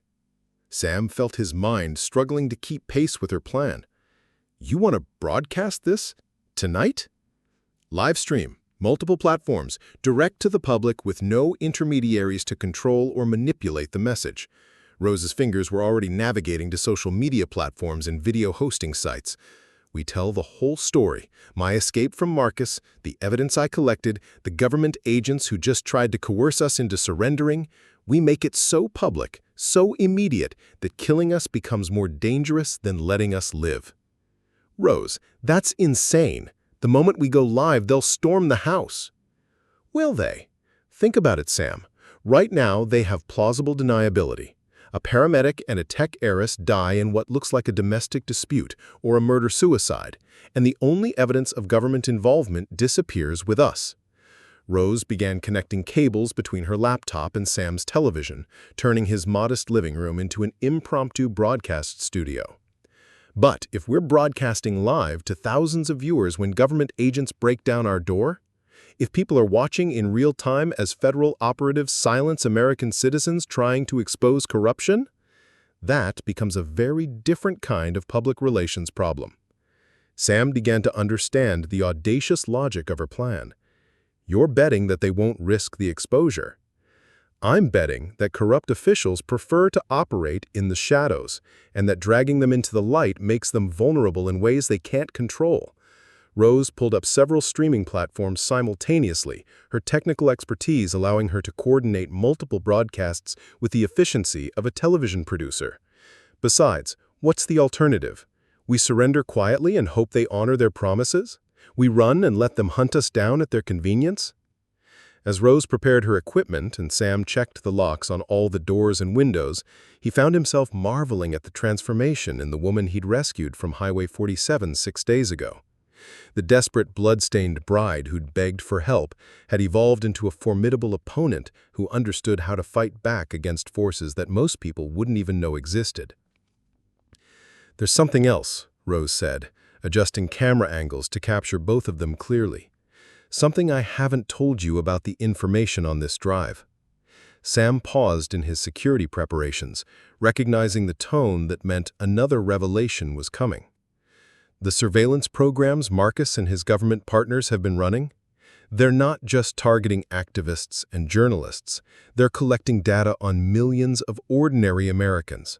Financial records, communication patterns, location tracking, social media activity, everything needed to predict and control behavior on a massive scale. The implications hit Sam like a physical blow. You're talking about the infrastructure for a police state. I'm talking about a police state that already exists, hidden behind corporate partnerships and national security classifications. The only thing was missing was the political will to activate it fully. That's why this matters, Sam. It's not just about exposing Marcus or protecting ourselves. It's about preventing the complete surveillance and control of American society. At 4:30 a.m., as Rose made final preparations for their broadcast and Sam positioned himself to watch for any signs of approaching agents, Lily's sleepy voice drifted from the hallway. "Daddy, why are you awake? Did someone get hurt?" Sam felt his heart clench as he looked at his daughter, rumpled pajamas, wild curls clutching Mr. Squeaks with the innocent trust of a child who believed her father could protect her from anything. How could he explain that the world was far more dangerous and complicated than she knew? How could he tell her that people in positions of power sometimes hurt innocent families to protect their secrets? "Hey, sweetheart, we're having a very important conversation with some people on the computer. Can you be my brave helper and stay in your room for a little while longer?" Lily nodded solemnly, but instead of returning to her bedroom, she walked over to Rose and looked up at her with those serious green eyes that missed nothing. "Are the bad people coming?" she asked with the direct honesty that only children possessed. Rose knelt down to Lily's level, her expression gentle but truthful. "Yes, sweetheart, but we're going to tell everyone about them so they can't hurt any more families. Sometimes grown-ups have to do scary things to protect the people they love. Like Daddy does when he saves people with the ambulance?" Exactly like that. We're going to save a lot of people tonight. As Lily returned to her room with a maturity that broke Sam's heart, he realized that whatever happened in the next few hours, his daughter would remember this night as the moment that her family chose courage over safety, truth over survival. It was a lesson he hoped she'd never need to use, but one he was proud to teach her. At 4:45 a.m., Rose looked up from her final preparations and met Sam's eyes across their makeshift broadcast studio. "Ready?" she asked.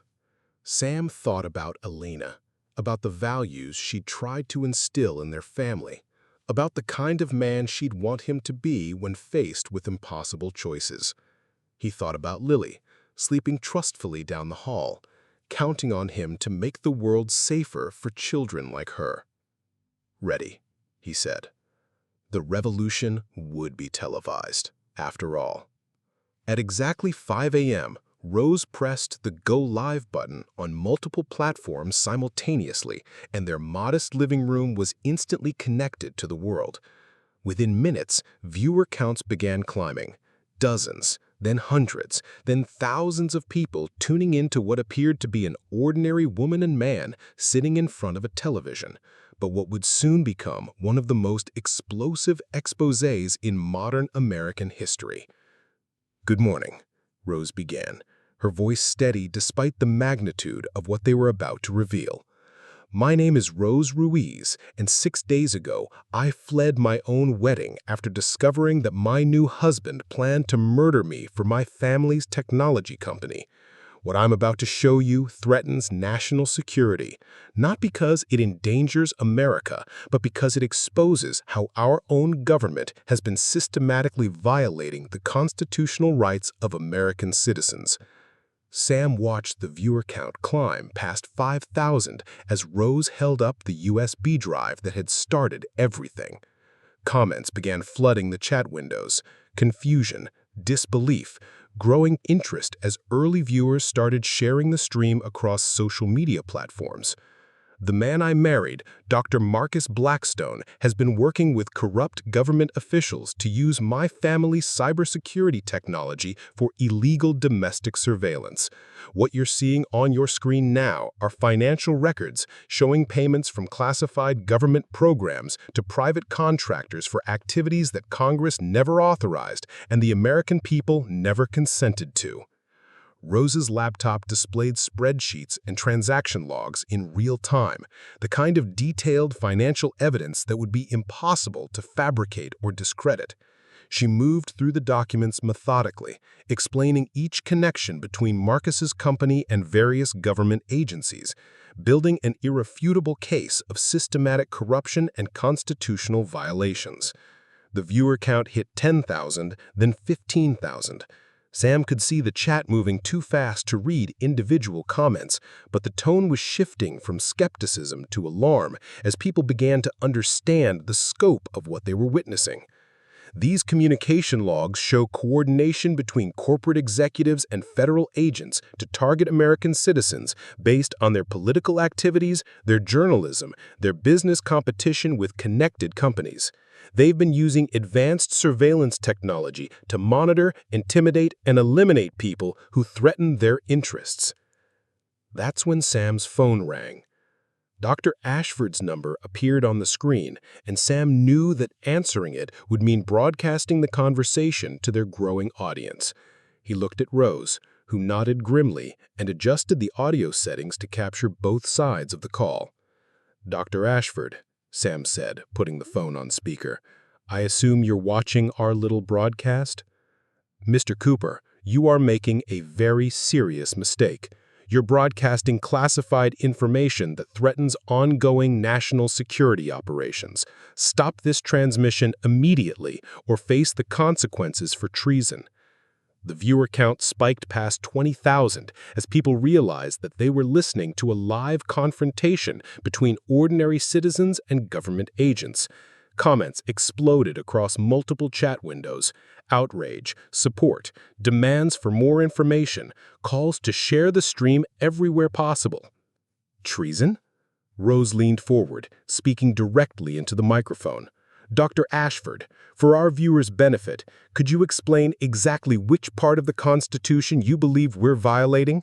The First Amendment protection of free speech? The Fourth Amendment protection against unreasonable searches, or perhaps the 14th Amendment guarantee of due process?" "Ms. Ruiz, you have stolen classified materials and are sharing them with hostile foreign entities. I downloaded files from my own company's servers using my own access codes, and I'm sharing them with American citizens who have a right to know how their government operates." Rose's voice grew stronger with each word. "And, Dr. Ashford, since you're speaking to a live audience of," she glanced at the viewer count, 28,000 people and counting, perhaps you'd like to explain under what legal authority you've been conducting surveillance of a United States paramedic and his 8-year-old daughter. The silence on Ashford's end stretched long enough for Sam to wonder if the call had been disconnected. When the agent finally spoke again, his tone had shifted from authority to barely controlled rage. "You have no idea what you're interfering with. The programs you're exposing protect American lives, prevent terrorist attacks, maintain stability in an increasingly dangerous world. By spying on journalists? By intimidating business competitors? By threatening to kill American families who ask uncomfortable questions?" Rose pulled up another set of files on screen. "These are target lists, Dr. Ashford. Americans marked for surveillance, harassment, and elimination. Would you like to explain to our viewers how murdering a small-town paramedic protects national security?" Sam could see the viewer count climbing past 35,000, and notifications were popping up showing the stream being shared across Twitter, Facebook, Reddit, and platforms he'd never heard of. Whatever happened next, their message was spreading faster than any government agency could contain it. "You have 5 minutes to end this broadcast and surrender the stolen materials. After that, we come in." "Please do," Rose replied calmly. "Our viewers would love to see federal agents breaking down the door of an American family's home to silence people exposing government corruption. I'm sure that footage will be very popular on the evening news." The call ended abruptly, leaving them in tense silence, broken only by the constant notifications of new viewers joining their stream. 42,000 people were now watching, and the number continued climbing as early morning viewers shared the link with friends, family, and social media followers. "Well," Rose said, addressing the camera directly, "it appears we have about 5 minutes before federal agents storm our home to prevent American citizens from learning about illegal government surveillance programs. I want to use that time to show you something particularly important." She pulled up a new set of files, massive databases containing personal information on millions of Americans. Names, addresses, financial records, communication patterns, location tracking data, social media activity, purchasing habits, voting records, medical information, employment histories. "This is what they've been collecting on all of you," Rose said, her voice carrying the weight of someone revealing humanity's deepest secrets. "Every phone call, every text message, every email, every purchase, every website you visit, every place you go. They know more about your daily life than your own family does, and they've been using this information to predict your behavior, influence your decisions, and eliminate anyone who becomes inconvenient to their agenda." Sam watched the chat explode with horror and outrage as people began searching for their own names in the databases Rose was displaying. The viewer count hit 50,000, then 60,000, as news of the stream spread across social media platforms faster than any trending hashtag in recent memory. "The technology for this level of surveillance was developed by my family's company for legitimate national security purposes, but it's been perverted into a tool for political control and corporate manipulation. The people running these programs aren't protecting America, they're exploiting it." Outside, Sam could hear the sound of vehicles pulling into their quiet residential street. Through the front window, he could see dark SUVs positioning themselves around the house, their occupants moving with the tactical precision of a military operation.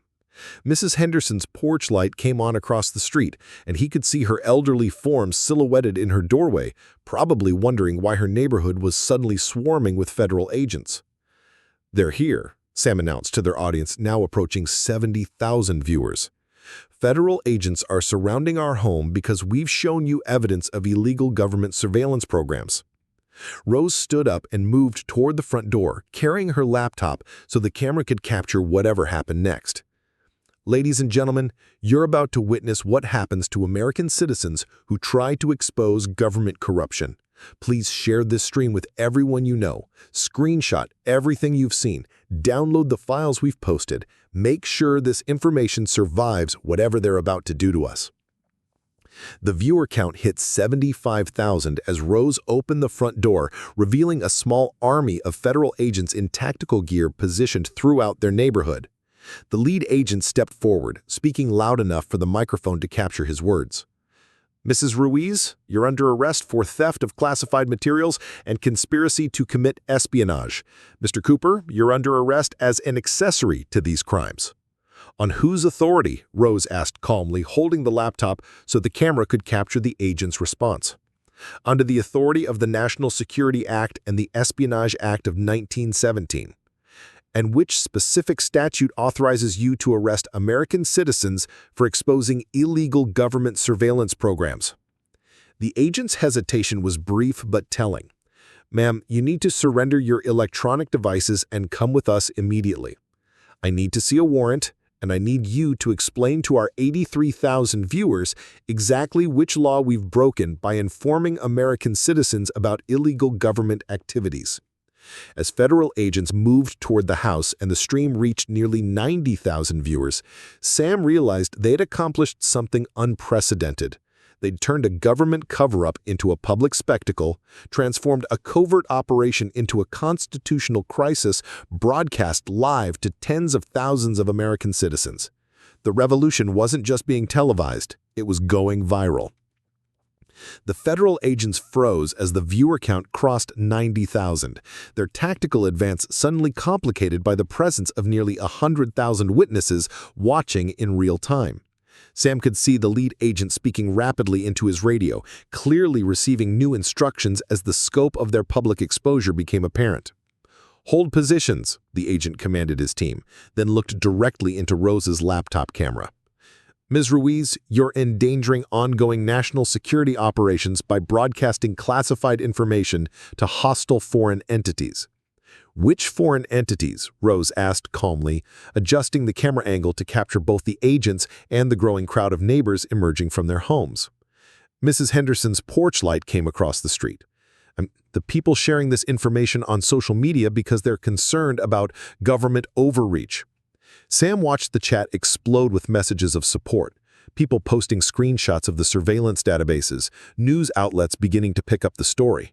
The hashtag Rose Ruiz Truth was already trending on Twitter, and major news organizations were starting to request permission to rebroadcast their stream.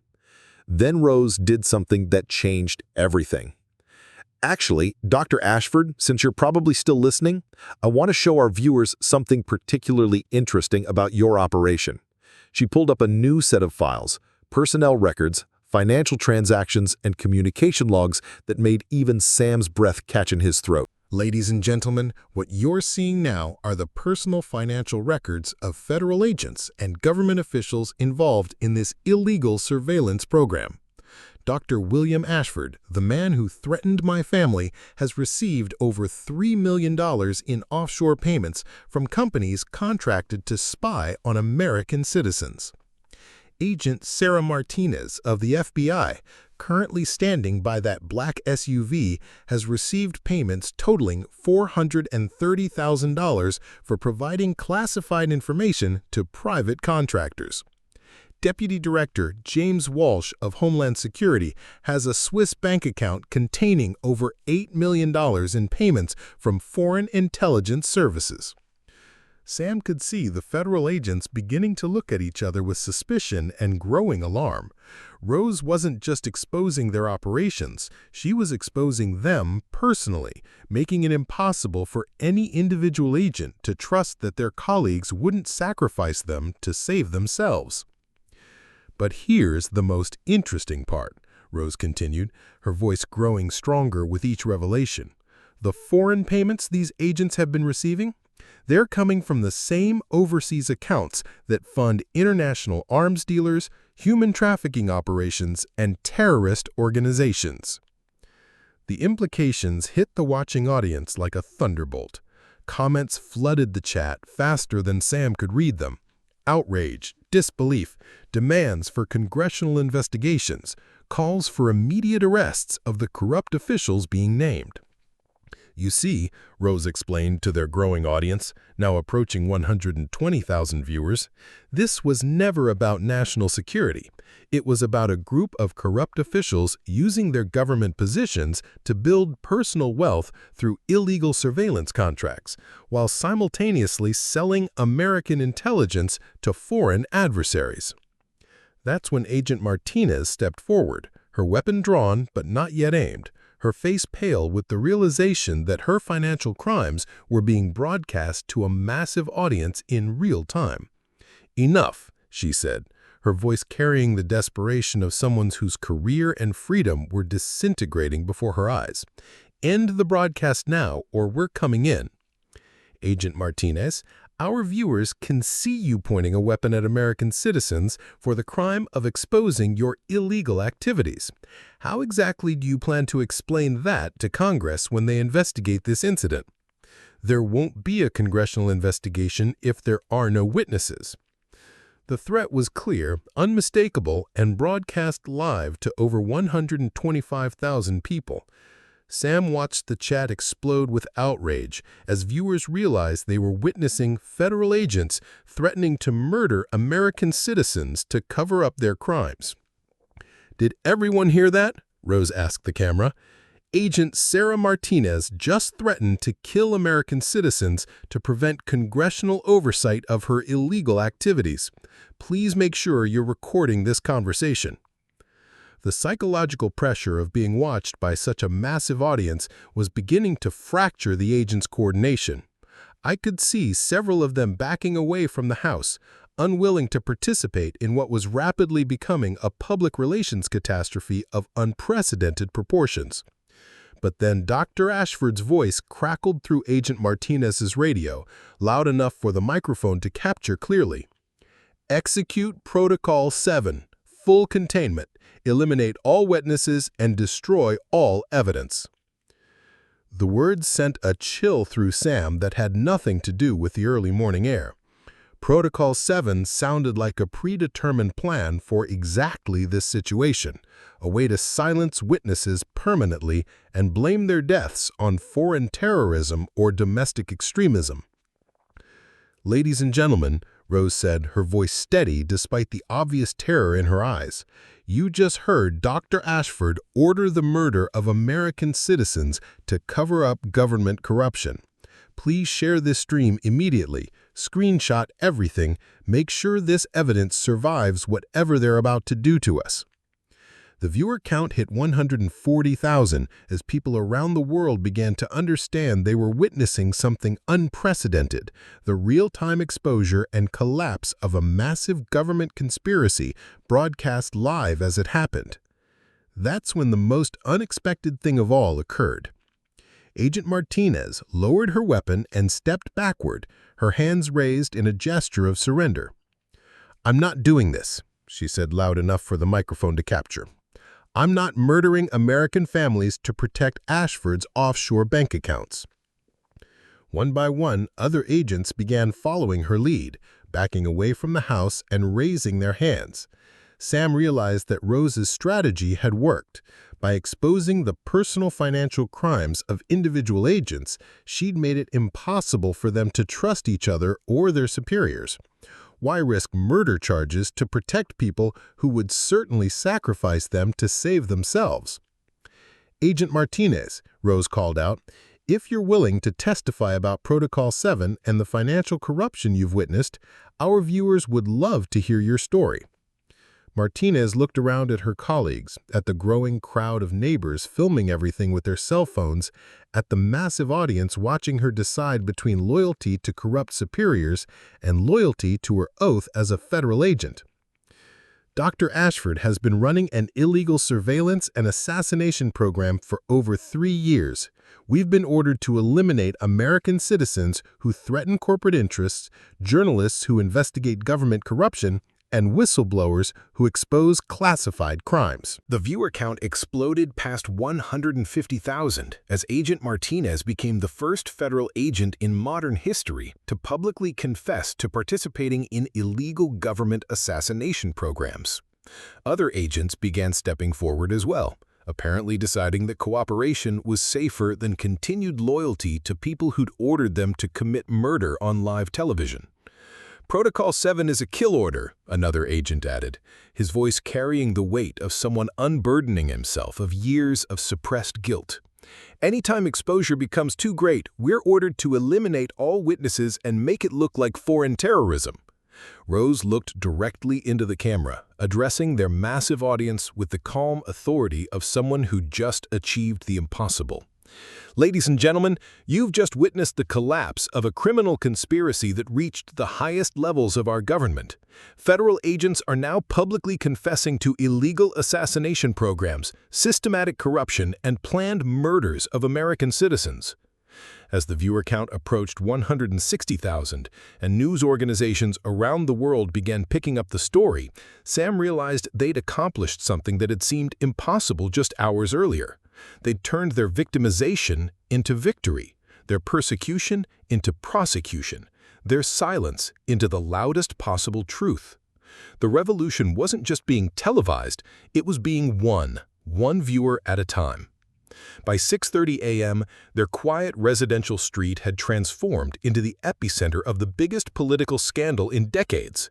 News vans lined Elm Street, satellite trucks competed for positioning, and reporters from every major network were broadcasting live from Sam's front yard. The viewer count on their original stream had stabilized at over 200,000, but the story was now being carried by virtually every news outlet in the world. Rose continued her methodical exposure of the surveillance files, while federal agents stood in surreal clusters around the house, some guarding the perimeter, others actively cooperating with the investigation they'd been sent to suppress. The psychological fracture in their ranks had become complete when Agent Martinez began naming specific operations, dates, and victims of the illegal assassination program. "The Henderson family in Oregon," Martinez was saying into Rose's microphone, her voice carrying the weight of someone finally unburdening years of suppressed guilt. "Environmental activists who were investigating illegal mining operations on federal land. Protocol 7 was activated, and their deaths were made to look like a home invasion gone wrong." Sam felt sick as the scope of the conspiracy became clear. These weren't isolated incidents of corruption. They were systematic murders of American citizens who'd threatened powerful interests. Journalists, activists, whistleblowers, business competitors, all eliminated under the cover of national security operations. The Morrison case in Texas, investment banker who discovered money laundering between defense contractors and foreign governments. Car accident on Highway 35, but we tampered with his brakes 3 days earlier. Rose displayed the corresponding files on her laptop as each agent spoke, showing the documented evidence that corroborated every confession. Financial records, operation summaries, post-mission reports that read like corporate efficiency reviews for murder. Dr. Patricia Williams in Florida, epidemiologist who discovered that certain pharmaceutical companies were deliberately contaminating vaccines to create long-term health dependencies, made to look like a suicide, but we used psychological pressure techniques and induced depression through targeted harassment campaigns. The chat on their stream had evolved from outrage to demands for immediate action. Congressional representatives were posting responses on social media, calling for emergency sessions and special prosecutors. International news outlets were beginning to frame the revelations as evidence of systemic American government corruption that threatened global stability. That's when Sam's phone rang again. Not Dr. Ashford this time, but a number he didn't recognize with a Washington, D.C. area code. "Mr. Cooper," Rose said, nodding toward the phone, "you might want to take that call on speaker." Sam answered, and a woman's voice came through with the crisp authority of someone accustomed to high-stakes crisis management. "This is Congresswoman Janet Richardson, chair of the House Intelligence Committee. I'm calling to inform you that Congress is convening an emergency session this morning to address the revelations being broadcast from your location." The viewer count spiked as people realized they were listening to a live conversation with their improvised broadcast and the highest levels of government. Richardson's voice carried the weight of someone trying to contain a constitutional crisis while it was unfolding in real time. "Congresswoman," Rose replied, "I hope you're prepared to investigate not just the surveillance programs we've exposed, but the systematic assassination of American citizens by corrupt federal agents. Ms. Ruiz, I want to assure you that Congress takes these allegations very seriously. We're prepared to offer you and Mr. Cooper federal protection while a full investigation is conducted." "With respect, Congresswoman, we've already seen what federal protection looks like. Agent Martinez can tell you about Protocol 7 and how witnesses in federal custody tend to experience unfortunate accidents." Richardson was quiet for a moment, clearly processing the implications of what she was hearing. "Ms. Ruiz, are you saying that federal agents have been systematically murdering American citizens under the cover of national security operations?" "I'm saying that multiple federal agents are currently standing in Mr. Cooper's front yard confessing to exactly those crimes on live television. I suggest you start there." As if to emphasize Rose's point, Agent Martinez stepped closer to the microphone and addressed Richardson directly. "Congresswoman Richardson, this is Agent Sarah Martinez, FBI. I've participated in 17 illegal assassination operations over the past 3 years, all ordered through Protocol 7 by Dr. William Ashford and his civilian contacts. American citizens have been murdered to protect corporate interests, cover up government corruption, and eliminate threats to illegal surveillance programs." The silence from Richardson's end stretched long enough for Sam to wonder if the call had been disconnected. When she finally spoke, her voice carried the shock of someone whose understanding of government had just been shattered.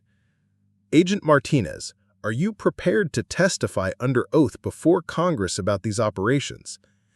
"Yes, ma'am, and I have documentary evidence, financial records, and communication logs that prove systematic corruption reaching into multiple agencies." "What about other agents? Are others willing to cooperate with a congressional investigation?" Sam counted 6 other federal agents raising their hands, apparently deciding that cooperation was preferable to being sacrificed to protect their corrupt superiors. The psychological collapse was complete. Rose's strategy of exposing individual financial crimes had made it impossible for the agents to trust each other or their chain of command. "Congresswoman," Rose said, I want to show you something that I think will clarify the urgency of this situation." She pulled up a new set of files on her laptop. Text messages from Dr. Ashford to his civilian contacts, sent this morning while we've been broadcasting. He's currently coordinating with private military contractors to eliminate all witnesses to this conversation, including the federal agents who are cooperating with us.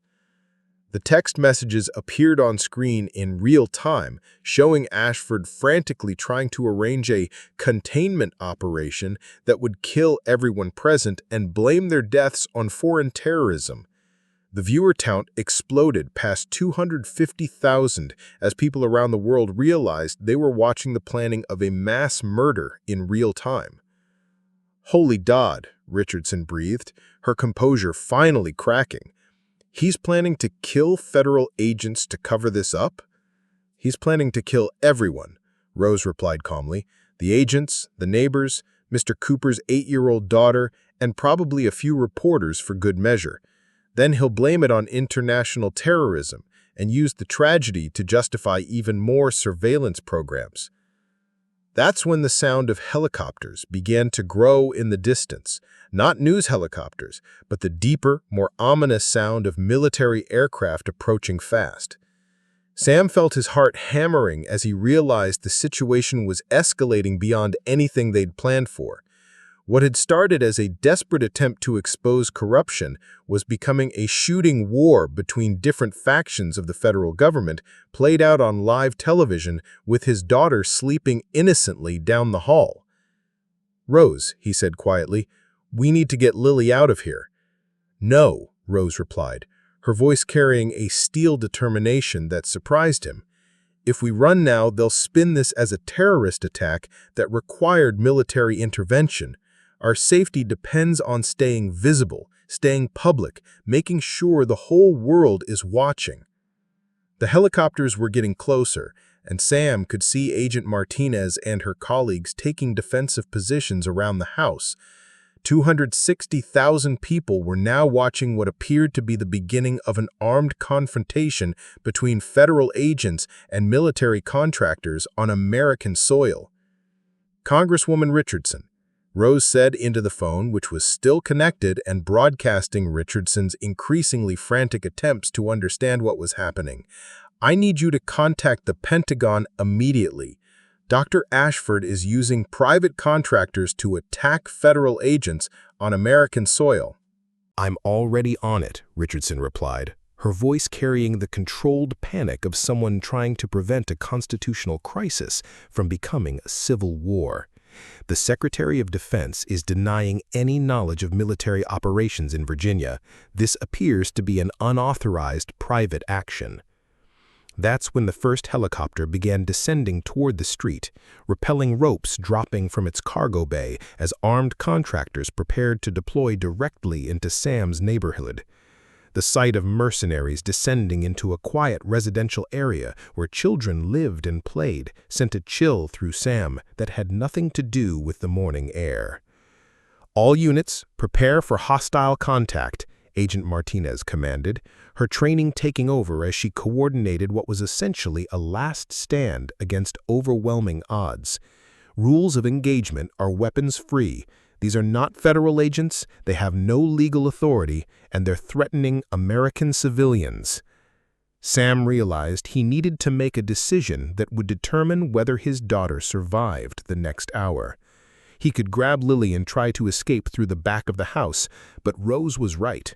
Running would allow Ashford to spin this as a terrorist incident that required military intervention. Their only protection was the massive audience watching every moment unfold in real time. Instead, he did something that surprised even himself. "Lily," he called toward her bedroom, "I need you to come here, sweetheart. We're going to be on television." His 8-year-old daughter appeared in the hallway, rubbing sleepy eyes, but moving with the calm trust of a child who believed her father could handle any situation. Sam positioned her next to him on the couch, wrapping his arms around her protectively while keeping her clearly visible to the camera.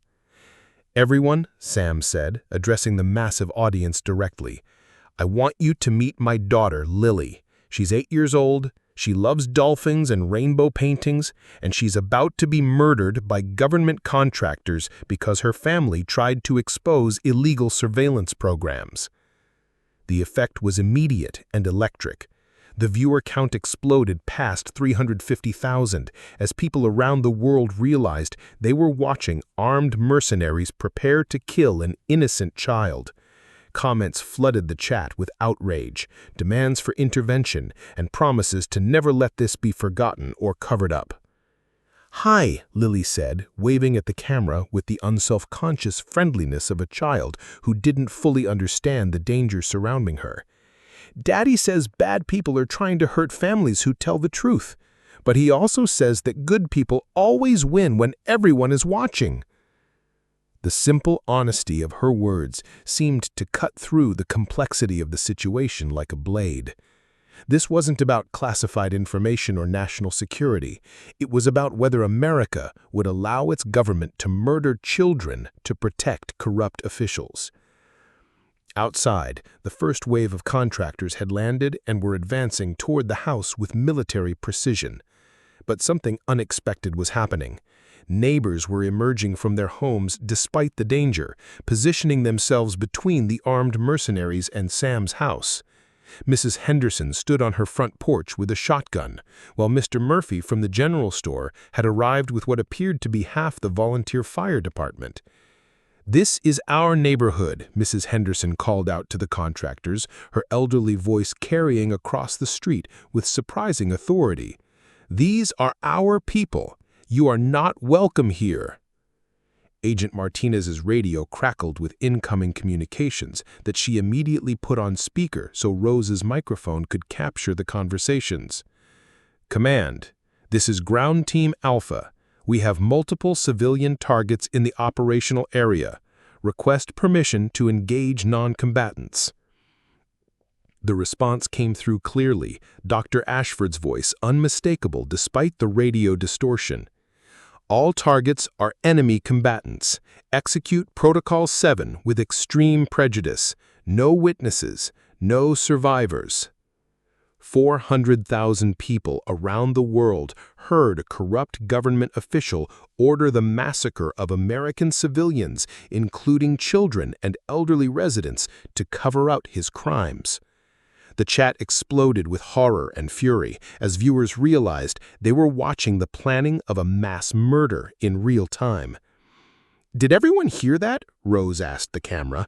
"Dr. William Ashford just ordered the murder of an entire neighborhood, including children and elderly residents, to prevent congressional oversight of his criminal activities." That's when the tide began to turn in ways no one could have predicted. Congresswoman Richardson voice came through the phone with new authority.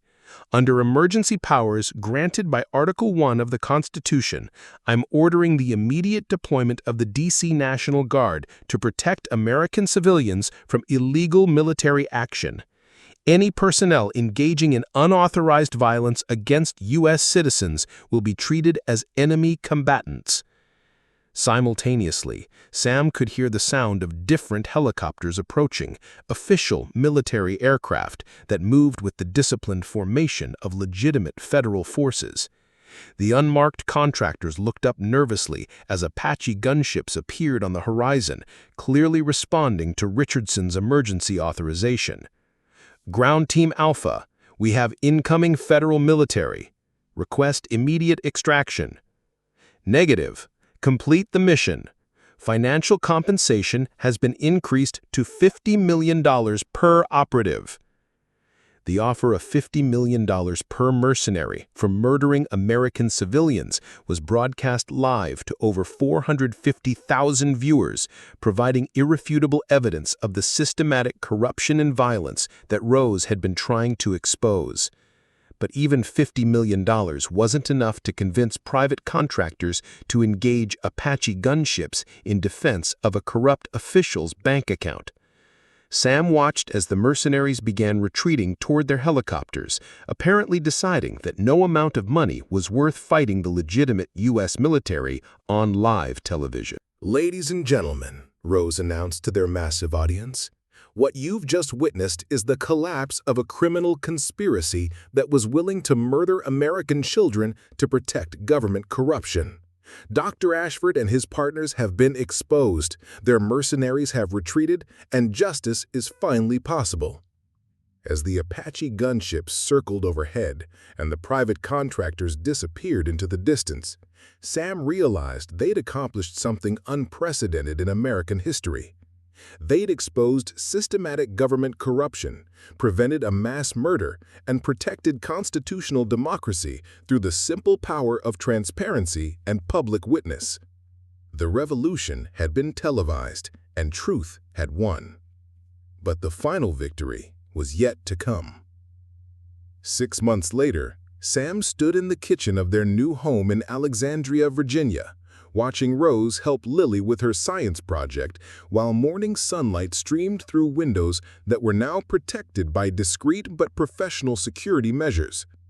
The house was larger than their old place in Millfield Creek, with a yard big enough for the swing set that Rose had insisted on buying, and close enough to Washington, D.C. for Rose's new position as Director of Government Transparency at the newly created Office of Digital Rights. "The baking soda volcano is going to be epic," Lily announced, carefully measuring ingredients with the precision of someone who'd inherited both her father's methodical nature and Rose's scientific background. "Mrs. Anderson says mine might be good enough for the district science fair." "It's going to be more than good enough," Rose said, adjusting Lily's safety goggles with the practiced ease of someone who'd spent 6 months learning the intricacies of motherhood. "Your hypothesis about chemical reaction rates is actually graduate-level thinking." Sam smiled as he watched them work together, marveling at how naturally they'd become a family. The adoption papers had been finalized 3 months ago. Rose was now officially Lily's mother, and Lily had embraced the change with the adaptability that had helped her survive losing Elena and navigate the chaos that followed. She called Rose Mom Rose to distinguish her from Mama Elena, a solution that honored both the mother she'd lost and the mother she'd gained. The transformation in their lives had been remarkable, but not without challenges. The congressional investigations following their live stream had resulted in the largest government corruption scandal in American history. Dr. Ashford and 37 other officials were serving life sentences for treason, murder, and conspiracy. Agent Martinez had received immunity in exchange for her testimony and was now working with Rose's new department to prevent future abuses of surveillance technology. "Dad, can you help us set up the camera?" Lily asked, gesturing toward the tablet they were using to document her experiment. "I want to record the eruption so I can analyze the chemical reaction patterns like a real scientist." "Like the real scientist you already are," Sam corrected, positioning the camera to capture her experiment. The easy domesticity of the moment, helping his daughter with homework while his wife prepared lunch, still felt miraculous after everything they'd been through. Rose had testified before Congress 17 times, appeared on every major news program in the world, and been named Time magazine's Person of the Year for courageously exposing systematic government corruption and defending constitutional democracy. But Sam was most proud of the smaller victories, how she'd learned to braid Lily's hair properly, how she'd memorized the bedtime ritual of 3 stories and 2 songs, how she'd somehow made vegetables taste like dessert.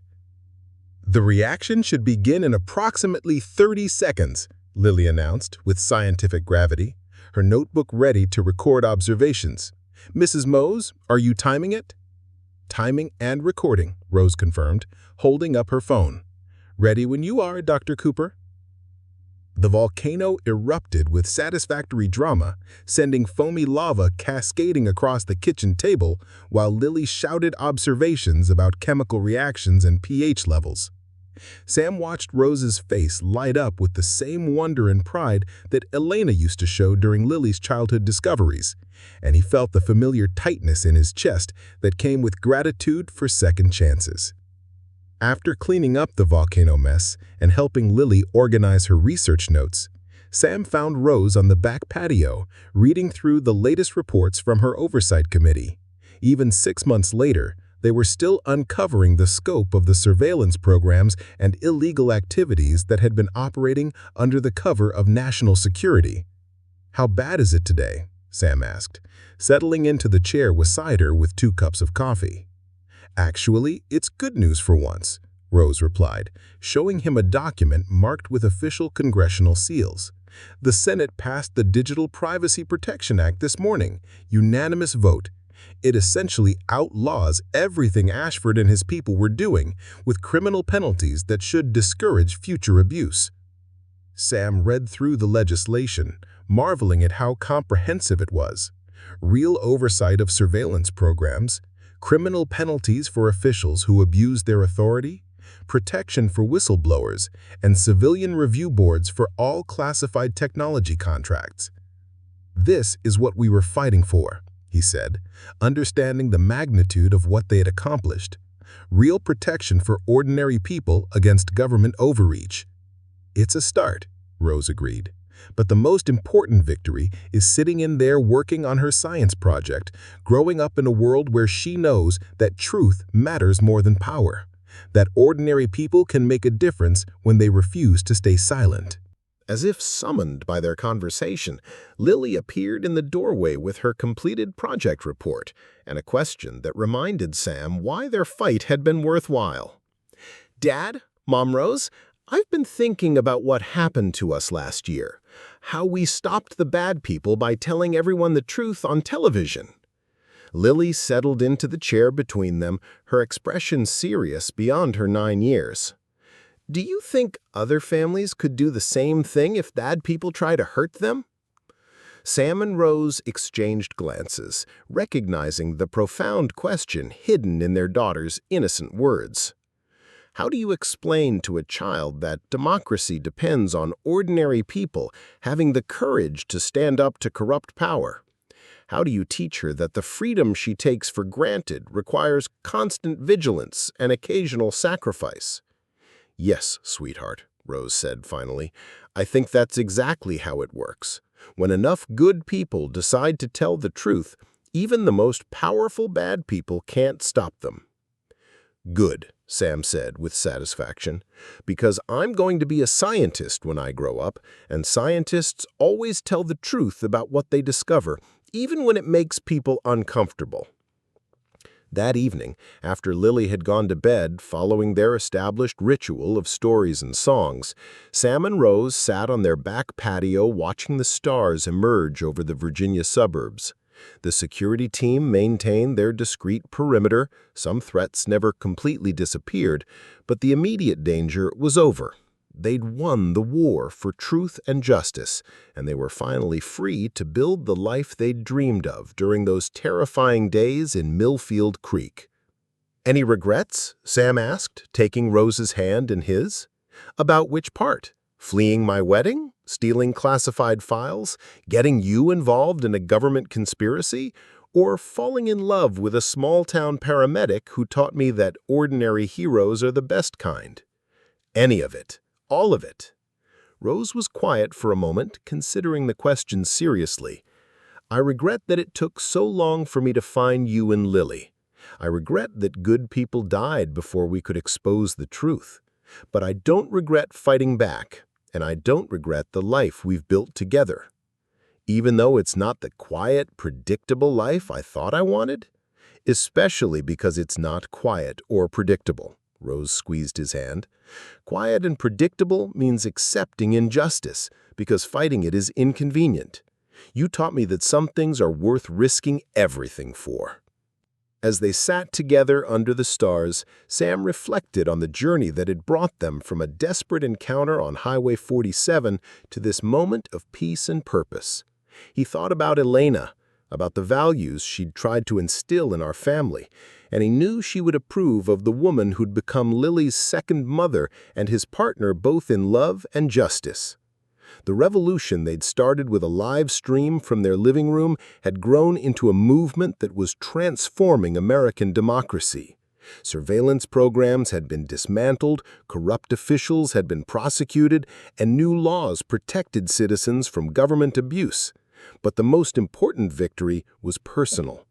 They'd proven that love could triumph over fear, that truth could defeat corruption, and that ordinary people could change the world when they refused to be silenced. Tomorrow would bring new challenges. Rose's oversight committee was investigating corporate surveillance programs, Sam was training other paramedics in emergency response protocols, and Lily was planning a science project about renewable energy that might actually solve climate change. But tonight, in the safety of their chosen family, they were content to watch the stars and plan for a future built on courage, compassion, and the radical belief that everyone deserved to live free from fear. Some decisions really do change everything, and sometimes, when ordinary people make extraordinary choices, those changes make the world a better place for everyone. The story that began with a woman in a bloody wedding dress had become a testament to the power of love, the importance of truth, and the unstoppable force of ordinary heroes who refused to let injustice win. And they all lived, not quite happily ever after, but purposefully, courageously, and completely. Up next, you've got 2 more standout stories right on your screen. If this one hits the mark, you won't want to pass these up. Just click and check them out. And don't forget to like, subscribe, and turn on the notification bell so you don't miss any upload from us.